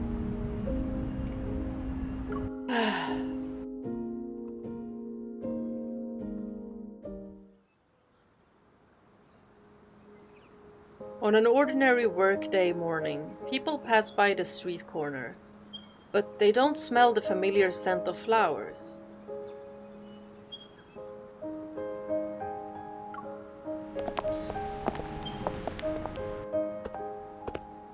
It's not open today? I wanted to pick up a few flowers for the office. Simone again? You didn't know? The owner closes the flower shop temporarily from time to time. He's really carefree about it.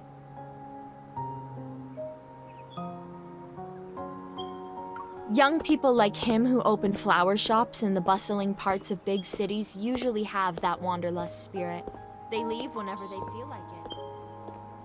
That's not it! Besides, he opened it because the customer who wanted to buy flowers didn't give up and approaches the glass door to look inside the shop. He's like, hello, anybody in here? On the counter sits a bouquet of fresh flowers, The wrapping paper is only partially around it, which shows how hastily the owner left. To be able to leave just like that? Ugh, I'm so jealous. He was kidnapped!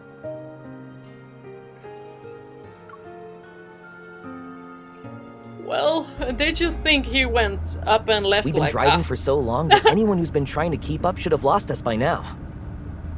Well, not kidnapped, but on the run. We shook them off 15 minutes ago.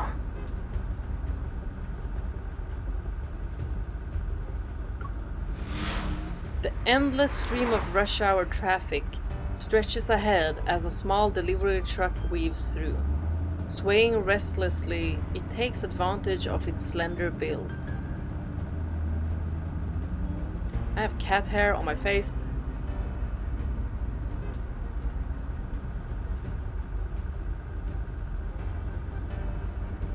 I think I got it now.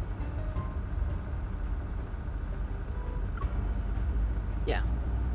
Some drivers pull out their phones to capture the truck's flashy maneuvers.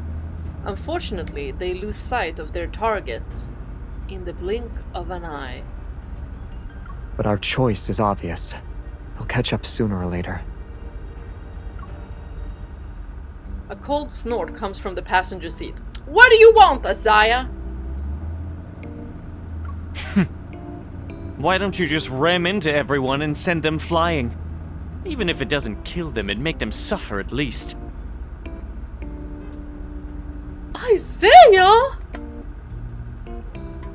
Good thing you're not the one driving. Do not Those get masked him people's behind the weapons wheel. looked dangerous. Who knows what new thing ever came up with this time? Losing heart before the battle even begins. I knew cowardice ran in your peasant blood. He called him a Yeah, peasant! I'm not like you. Being iron-fisted royalty means your head is made of iron too, right? Why don't you go up front and help me check the headlights? Indirectly towards Xavier too. But this is funny. We're just like casually sitting back and being like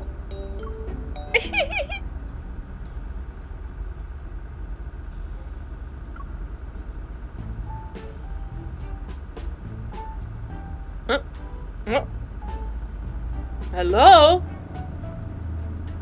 Oh, it's not working!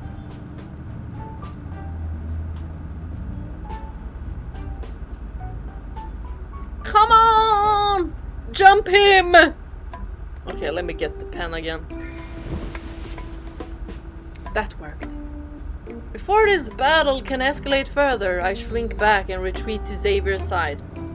Hey, maybe we should say something? If circumstances hadn't forced our hand, there wouldn't be a place for you in my squadron.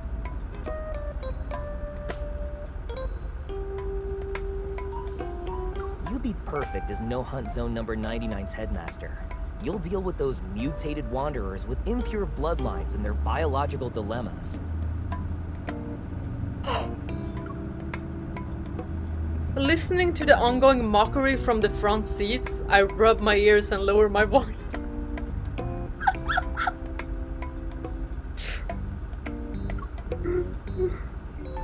Are they really going to be okay like this? They worked well when they were running.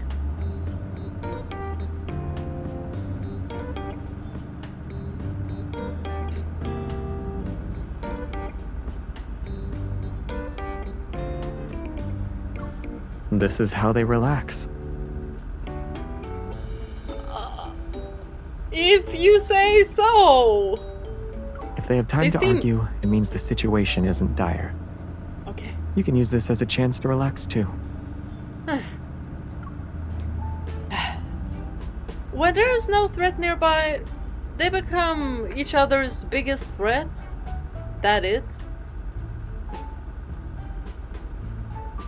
But I mean, it's entertaining to say the least. I'm entertained. Are you guys entertained? With Jeremiah and Yeah. Isaiah and Xavier? Our team's dynamic has always been like this. Mature and spirited. Underline mature. The back of the small truck has been modified to hold more medium and large size. Xavier and I pluck a banana leaf to sit on. We're nestled among the plants like two Zen stowaways.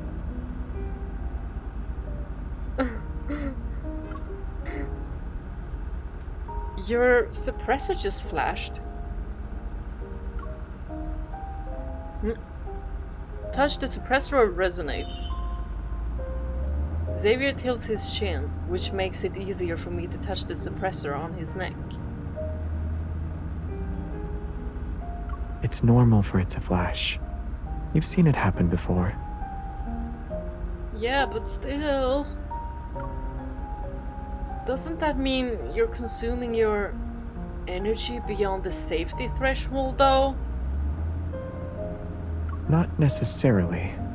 It might just be malfunctioning. Isn't that kind of the same thing? In the end? After all, the more advanced the tech, the more prone it is to wear and tear. It's been working tirelessly for many, many years. So we can't really trust it? What if it suddenly stops everything?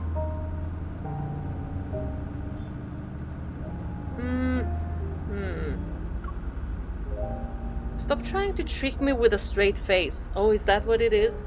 You're trying to trick us, Mr. Bunny? I'm telling the truth.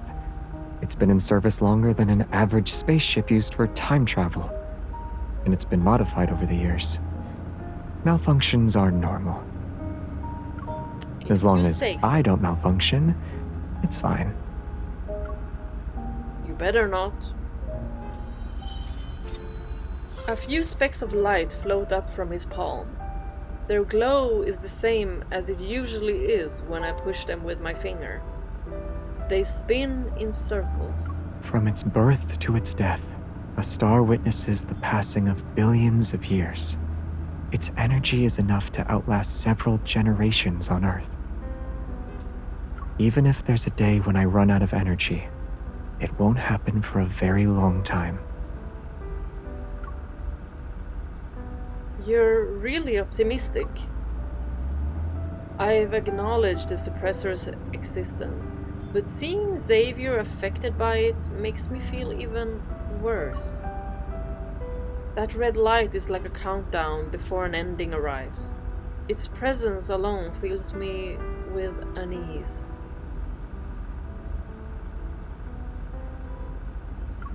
Like a countdown. They headed straight for Philo because there's a group of backtrackers who sided with Soren.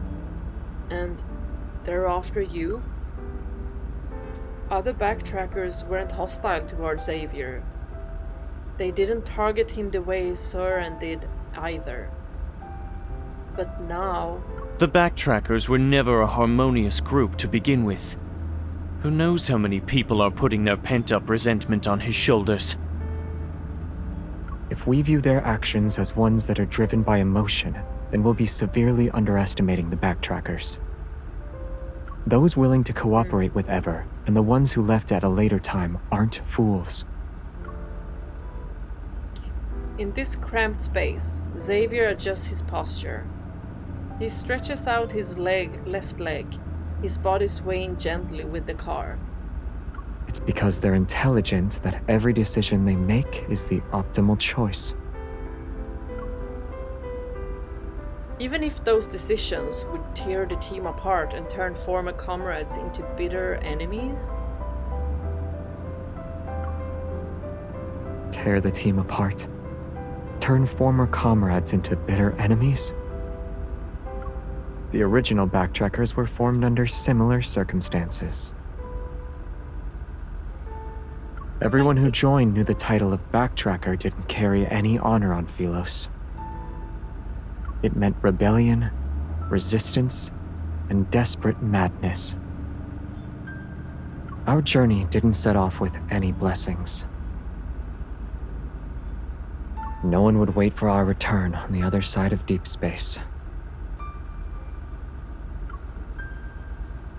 Xavier. Between choosing to be abandoned by everyone and being forced down a path of betrayal, the former takes a lot more courage. I frown. I understand Xavier's interpretation of the backtrackers. Yet, deep down, I don't want to accept it. After working together for so many years, they understood me, and I understood them.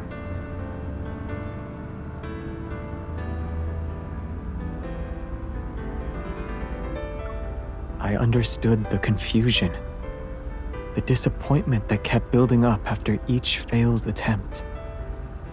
I also knew that even though the path ahead was shrouded in thick fog,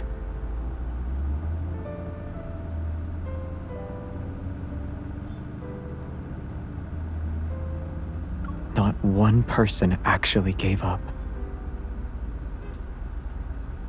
And we're not gonna give up either. Hold on. I felt like I missed something, but no, I didn't miss.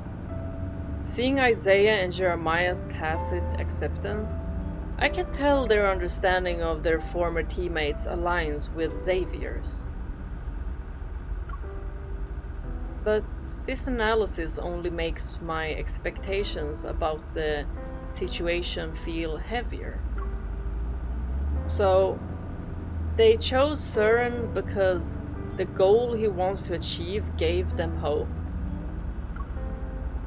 As for what Søren is doing, it always feels like we're a step or even half a step behind.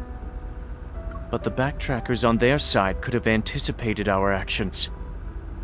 That's what it means to know your enemy.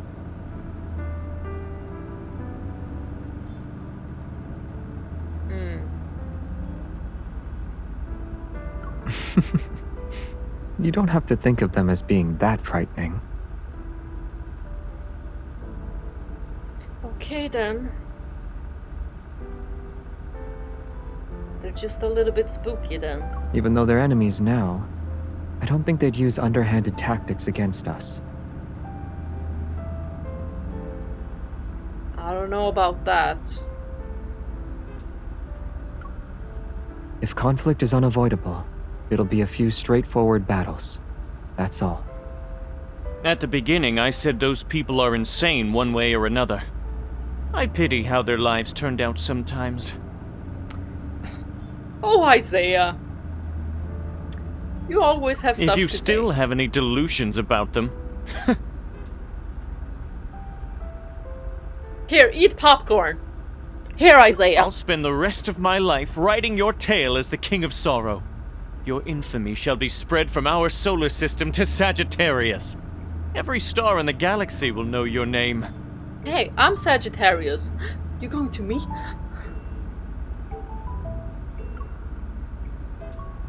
You write books? All promising members of the royal family do. He's like, all of them, and I'm the smartest. That explains why you were writing poetry on the backtrackers ship. Should you really be outing this? Xavier slips a cookie into my mouth, as if by magic.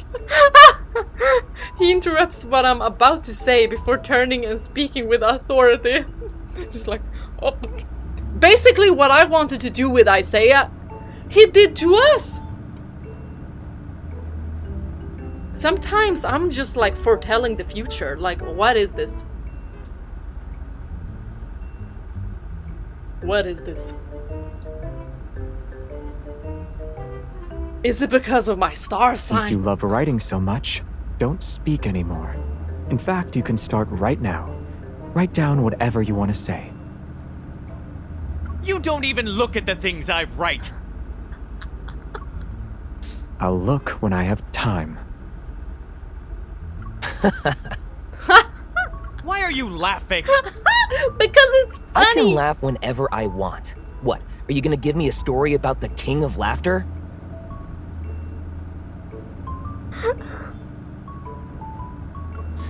I don't want to talk to someone as shameless as you.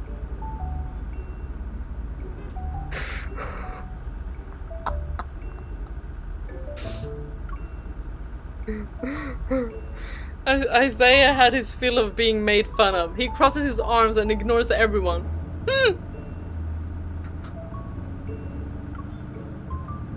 My gaze moves from the back of Isaiah's head to the back of Jeremiah's head.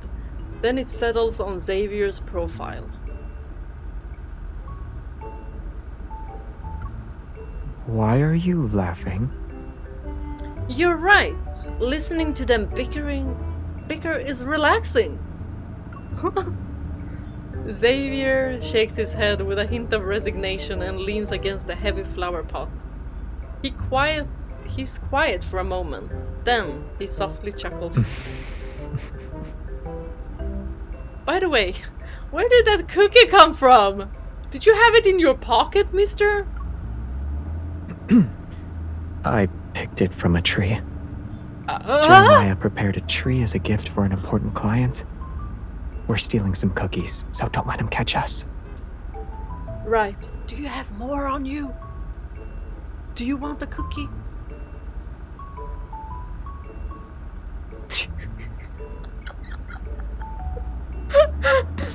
So it's like a gift pot, a gift flower pot tree.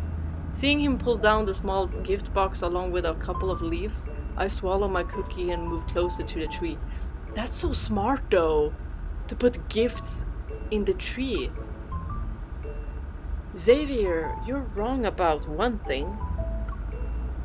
If I were in your homeland, I would wait for your return.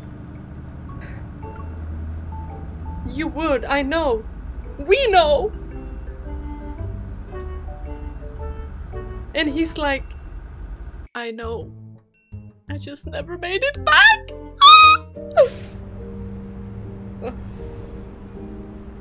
I don't think, no, I didn't wake my cat. Sometimes, when my voice just gets too high. Following Jeremiah's plan, we speed along the suburban highway for a while before heading toward the aerial tunnel.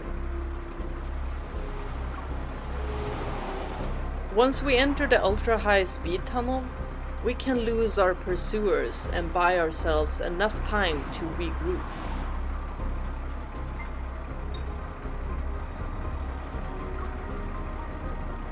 But from a distance, we can see the checkpoint before the tunnel. It's flashing red, like an ominous warning. The thin mist is stained with cold crimson.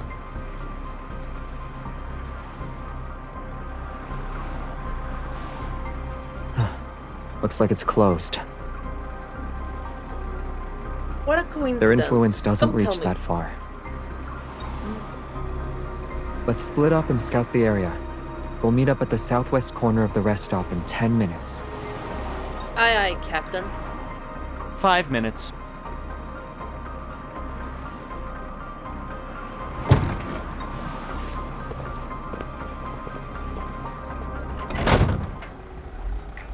After dropping us off at the intersection leading to the rest stop, Jeremiah makes a gesture behind the truck window and slowly drives away. Fun music. Okay, this is gonna be fun.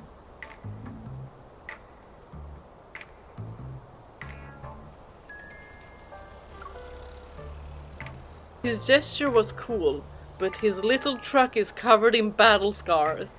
The sign that says Philo's Fresh Flower Delivery has been worn down to just a P! Peace out! How can its interior be intact when it's covered in holes? Aside from the shell, nothing on this truck is original. Jeremiah modified it into something like a military fortress. Sounds good. In the worst case scenario, the driver's cabin can supposedly transform into an ejection pod and sacrifice the rear cargo for a quick escape. In other words, it could sacrifice the flower pots, plants, and us? After this is over, I'll ask Jeremiah to expand the ejection pod a little. I nod.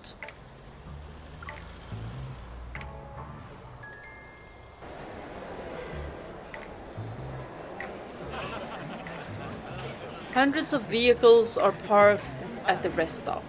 Most of them are armored trucks or heavy-duty trucks transporting valuable cargo. This is so sci-fi. A circular holographic screen in the center is divided into several displays. The leftmost section shows the number of vehicles currently at the rest stop.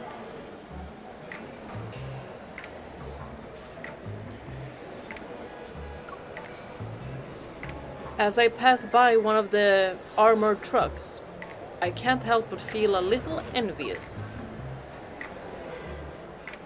I remember reading data that showed if a vehicle's structural integrity is sufficient, it can almost travel at the speed of sound through the aerial tunnel. Is Jeremiah's modified delivery truck capable of that? She's like, I might take it out for a spin. Yeah. Then we can experience ultra high speeds? The express lane is very expensive.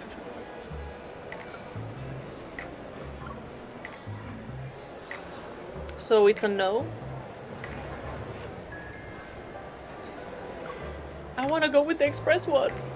The aerial tunnel uses protocore enhanced material as its primary structural component. There's almost no resistance in the low vacuum environment. As a result, daily maintenance costs are astronomical. If ordinary goods were transported through the aerial tunnel, the toll fees alone would exceed the value of the cargo.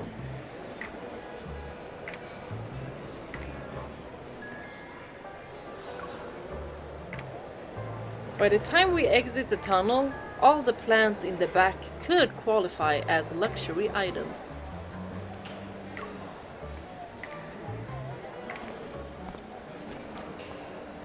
Tunnel instability is normal. It's been in operation for 2 or 3 years. When will it reopen? Who knows? If you can't wait, just use the regular highway.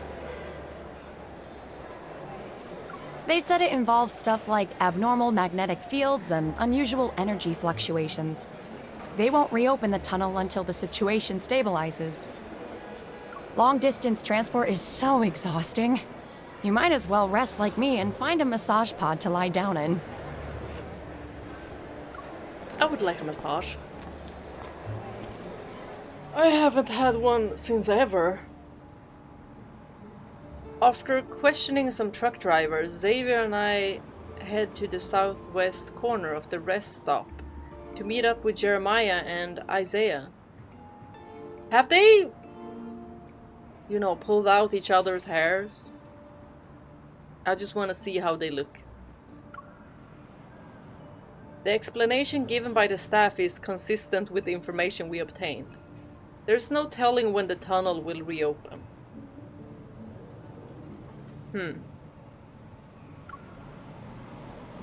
Did they give a reason for why it's closed? Abnormal magnetic fields, energy fluctuations, and other factors are causing instability inside the tunnel. Okie dokie.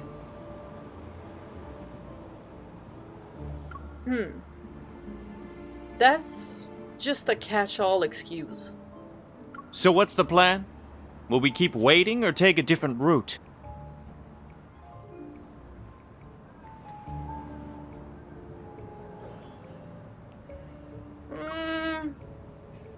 There's only one way to enter the aerial tunnel.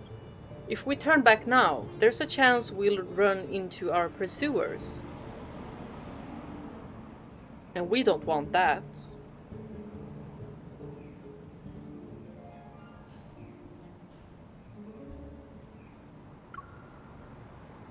But if we wait here too long, it's only a matter of time before they catch up to us.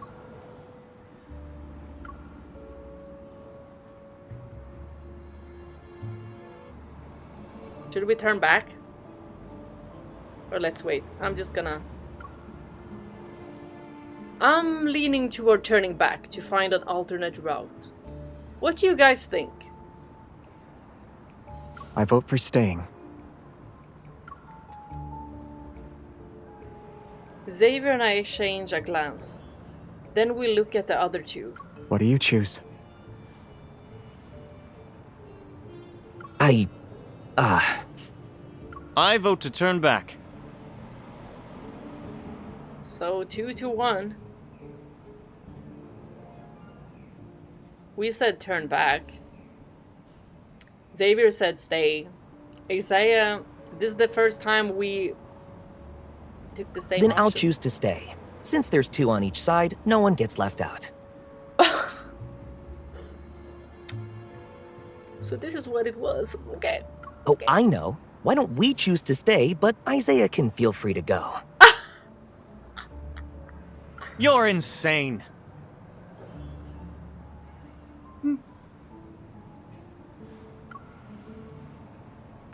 It seems as if nothing in heaven and earth could be more important than their verbal sparring matches.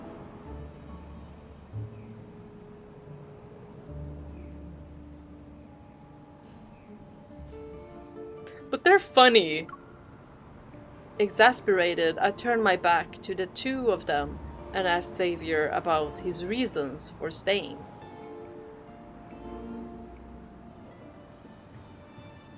Sightseeing? Based on my current understanding of the situation, there's a high chance we'll run into them if we go back. Yeah.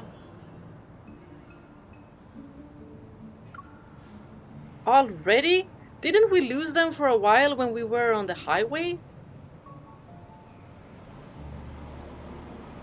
They don't have a tracker on us or anything like that, do they? On like Jeremiah's car or something? Then it wouldn't even make sense. It's not enough. Okay.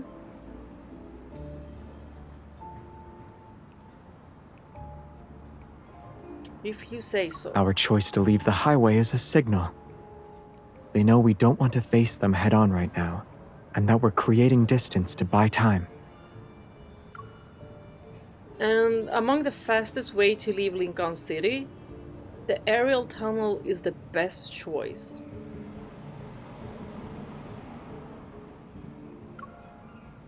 Xavier convinces me and Isaiah. Everyone unanimously decides to stay.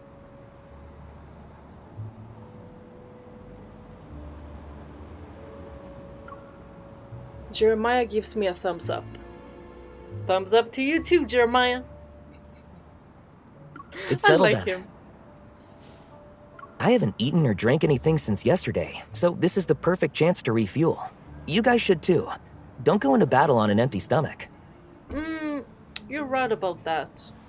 I'll have an ice cream, and then I'll be fine. It's okay, you eat first. We're not that hungry anyway. We just ate cookies, that's why. The cookies that was gonna be Yeah. a gift. We'll gather intel in the meantime. It was a squirrel. Thinking of that plant with nearly half of its gifts already devoured. Xavier and I adopt our most work-ready attitudes. Yep, we didn't eat nothing. We just eat later because we're not hungry because we've been fighting and we wanna. I dropped internet there for a moment. Some drivers have their vehicle doors open as they decline in their seats to watch the screens. Recline in the seats. Others are near the rest stops food service window to eat and drink. Well, we can go there if we get hungry, but those cookies in the stomach. The aerial tunnel sits at a high altitude, and the rest stops is perpetually shrouded in thin mist. It gives it a surprisingly homey, lived-in atmosphere. Toot toot to you too. Maybe it was Isaiah. No, he'd be like, You look just like that delivery driver who was worried about being late. It's a perfect disguise. who? Me?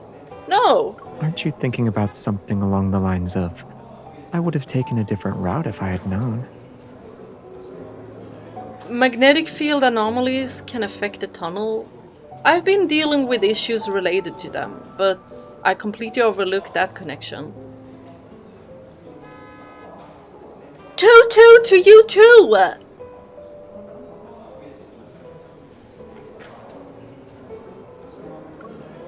It is Isaiah. Xavier nods and begins to count. In that case, we should hold Jeremiah responsible. He was driving the truck. Isaiah, stop it! Isaiah bears a lot of responsibility too. If he hadn't attracted those pursuers, we could have had time to plan alternative routes. Exactly. Since I planned to act alone and didn't properly supervise them, I bear most of the responsibility. With his calculations, this responsibility for one mistake doesn't seem like enough to go around for 4 people. I feel somewhat helpless.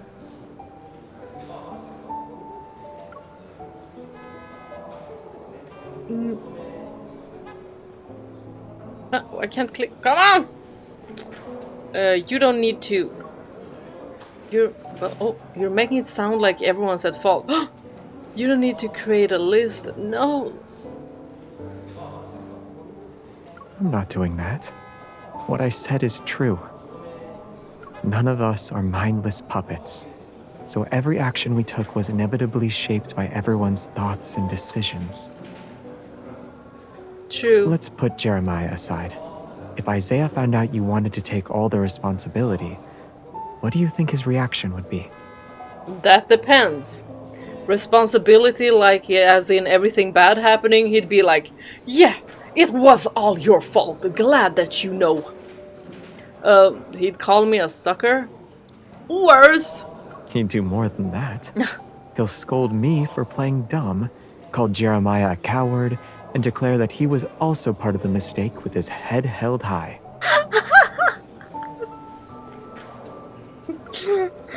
He really is your cousin.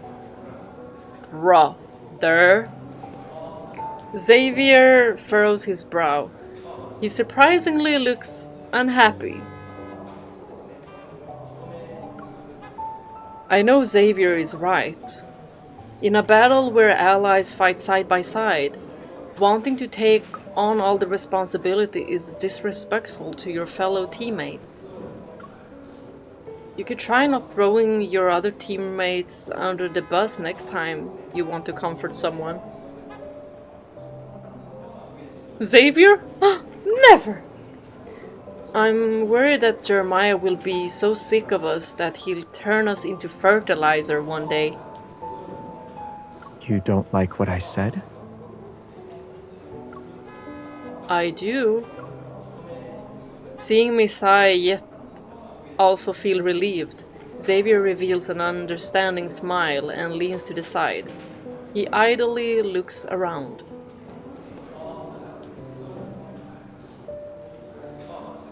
I noticed you kept frowning and then looking up. What caught your attention? The weather forecast. It said anomalies elsewhere were under control, but in Lincoln, they were only getting worse. The weather anomalies and the unusual magnetic fields should be connected to what Soren is doing. Why Lincoln City though? Is it because Ever has more resources here? I thought this kind of thing would be carried out in places with fewer people. It wouldn't be exposed so quickly. If his goal is to find a way to save Philos through a magnetic field overlap, then it can only happen in Lincoln. The deep space tunnel affects Lincoln City the most. Various operations involving magnetic fluctuations will be easier to implement. And this is where Backtrack 2 descended. For him and some backtrackers, it's also where they fell. If there's a chance for them to make a comeback, then Lincoln City will be their new starting point. I see. Talking about lost homelands doesn't seem appropriate here. Too bad I don't have the chance to ask other backtrackers how they've been doing on Earth. Do they like Earth? Have they gotten used to life here? Do they consider Earth a second home? I guess most of them would say no. Otherwise, there wouldn't be these reoccurring conflicts. Jeremiah and Isaiah return with the food they've scourged up. Surprisingly, they start watching the TV drama that's playing continuously in the corner of the screen. What are you guys watching? You're still showing this? Don't tell me they've already made it to 10 seasons. A workplace idol drama about protocol refining? Why did they make it look like magic? Brainless people watch brainless shows. You watching it right now? They're getting along. Imagine them, the two of them just watching it, snacking away, talking to one another, being like, why'd he do that? Why'd she do that? Why'd they say that? Right? They'd be like that. On the screen, the protagonist is researching methods for turning Earth's natural energy resources, such as oil and coal, into protocores.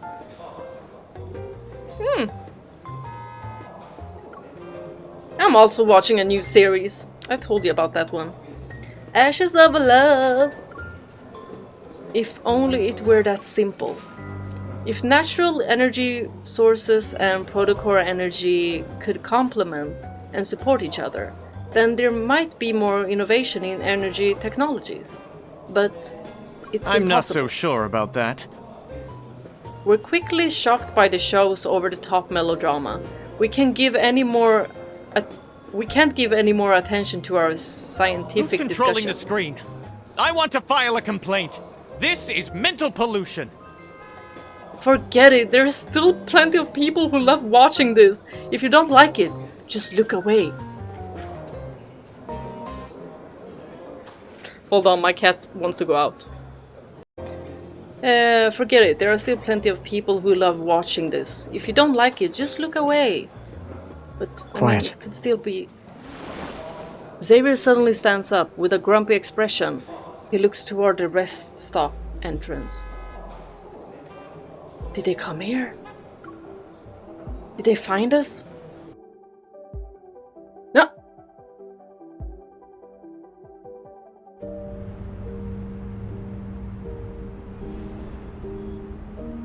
String and warp. Okay. Let's do this one as well. Something's off. The tunnel has been closed for some time now, and the information has spread to the drivers who are stuck here. After we arrived, fewer cars showed up, but at this moment, an armored truck is pulling into the rest stop station.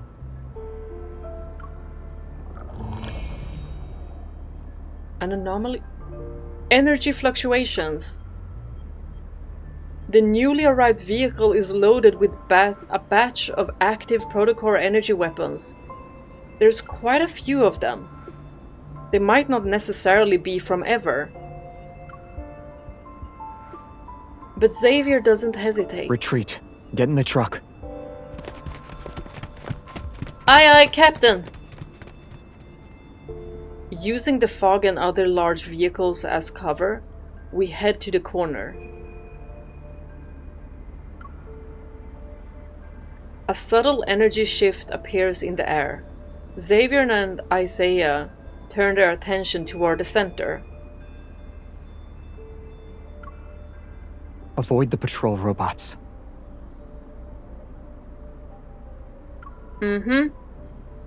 is just like the time when Xavier helped me escape the nest.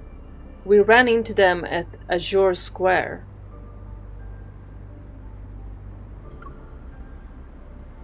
Ever is using them to pursue us? They're all Ever's products. The fact that they immediately hacked the robot's control systems means it's them. At this rate, they'll determine our location within 10 minutes. Get ready for a fight. Yeah. Oh, oops. The fog grows thicker and my grip on my gun becomes slick with sweat. It's possible that we don't need to fight, but the tension still makes my heart beat faster. An unexpected topic breaks the atmosphere of our silent retreat. Before this difficult battle begins, I need to make a confession. Over the years, I've been secretly taking parts from our backtracking spaceship to modify my truck. Since you're insane, consider going to therapy. Dying is also an option. Isaiah! Oh my god!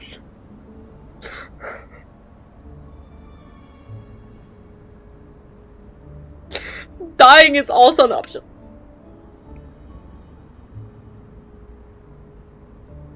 Y'all, this guy! But he's actually quite funny to have along. I mean... Don't fight. Maybe we'll make him turn around. While I'm confused about why Jeremiah is bringing this up, Isaiah's angry expression freezes. Then it falls apart. Please you need don't some tell positivity. me you still haven't given up on that suicidal idea of modifying a miniature warp drive? That a yes? A miniature warp drive? Can that be built on a truck? Shocked, I looked at Xavier. Even his serious expression shows traces of cracking. Jeremiah becomes the calmest person in the room, his face revealing hints of amusement. Anyway, we only have two options right now. Either we charge out and fight, or we try out my truck's immature string and warp drive that I've poured my heart and soul into modifying. What's the success rate? If success is defined as no one dying, then it's 100%. Oh! Then the that's good. worst-case scenario is that we won't know where we'll end up. That's just Has the your worst. recklessness grown with age? I think it sounds rather adventurous. Has your courage declined with age?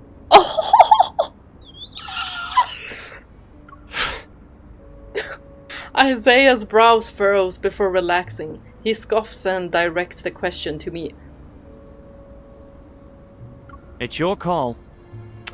I have courage, Yeah, just so y'all know. You decide. Success rate was 100, no one will die. Firstly, I need to know what a string end warp is. Secondly, did you forget that Xavier is your leader?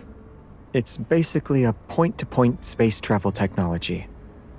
But you've already made your choice, right? We're gonna go! I wanna go. Both are a little... We'll fight our way out. Wait, we'll fight our way out? Both. I wanna pick... Both are a little extreme just to see... Oh! I think we should fight our way out instead of trusting a truck's risky warp drive. Darn it! If we get defeated, we can still teleport, right? Will there be enough time? Well... Theoretically speaking, yes. But performing a space warp under unstable conditions increases the probability of accidents. So one of us could die, or what? Or we'll be sent to where? In other words, it's the difference between taking a small risk and taking a huge risk. Okay, small risk it is. I let out a weary sigh. I'm not a risk taker, y'all. Especially not when lives depend on it. Then I'll go with the lesser of two evils. A kiss from Xavier. What? What? Huh? After organizing my thoughts, I turn to the three men's patient gazes and grit my teeth. Jeremiah, do you have a way for us to slip away without alerting anyone? He probably has, right? I got you. Can we add an extra safety measure? We need to guarantee we'll stay within a certain range and not end up on the other side of the planet. And are we all gonna be People together? here who have extensive experience with unplanned warp points. Realizing he's talking about their experience using Backtrack 2 across space and time, I can't help but feel somewhat nostalgic. Though, now's not the time for that.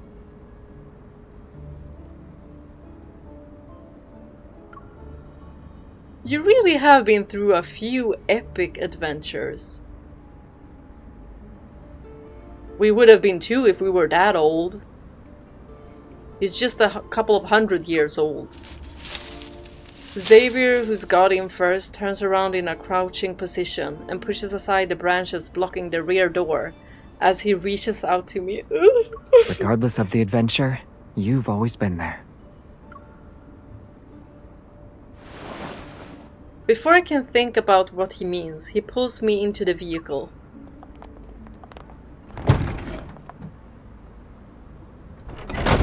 The door closes behind me. It seemingly shuts out all the outside threats. Sandwiched in a corner hidden by two heavy trucks, the windows of the small vehicle flash. After confirming that the inside of the truck can't be seen from outside, the steering wheel rises and Jeremiah skillfully manipulates the control panel hidden underneath. It was here all the time. Now it's a small truck equipped with a cloaking device and stealth tech. We can use the shadows for cover and slip into the tunnel's auxiliary road next to the checkpoint. Once we're there, we'll activate the string-end warp drive. The tunnel will conceal the commotion, so hopefully they won't notice us. All right. Everything progresses just like Jeremiah says. Neither the patrol robots nor the checkpoint detects us. The truck enters the tunnel's auxiliary road. Auxiliary road? At that final moment, Xavier extends his hand toward me as if to We'll seek blow up my those consent. patrol robots to show them we're hiding at this rest stop.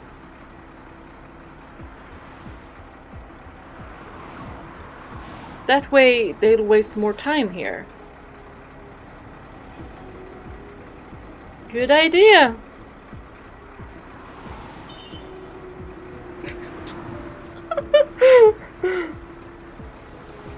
Oh!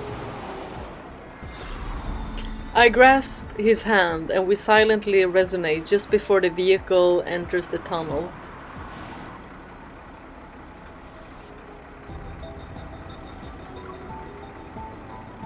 Don't let go! Inside the rest stop, several figures are searching for something.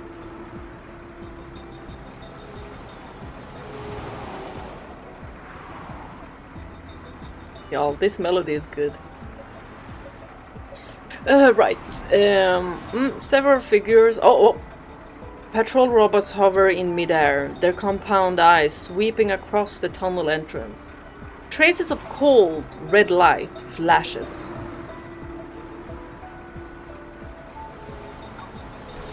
Suddenly, all the robots lose power, their eyes flickering and going dark. They crash to the ground, one after another.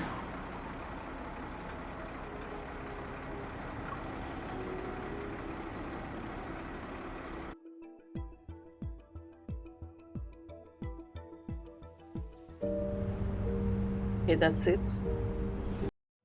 Okay, everyone, that is it for this time. I'm gonna try to read the next chapter next week.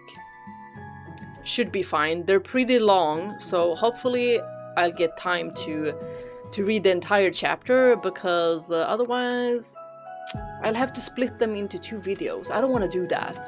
I want to do like 1 chapter each, so it should be 4 long videos. I'm super excited for the new banner with the ancient Chinese theme. So super excited for that one. I got a dress for that specific occasion when I'm reading the new cards. So I got a handful. I don't know if that's how you pronounce it, but I got one. So I need to get it before I read those cards. That's what I'm gonna do. Thank you all for watching. Bye bye!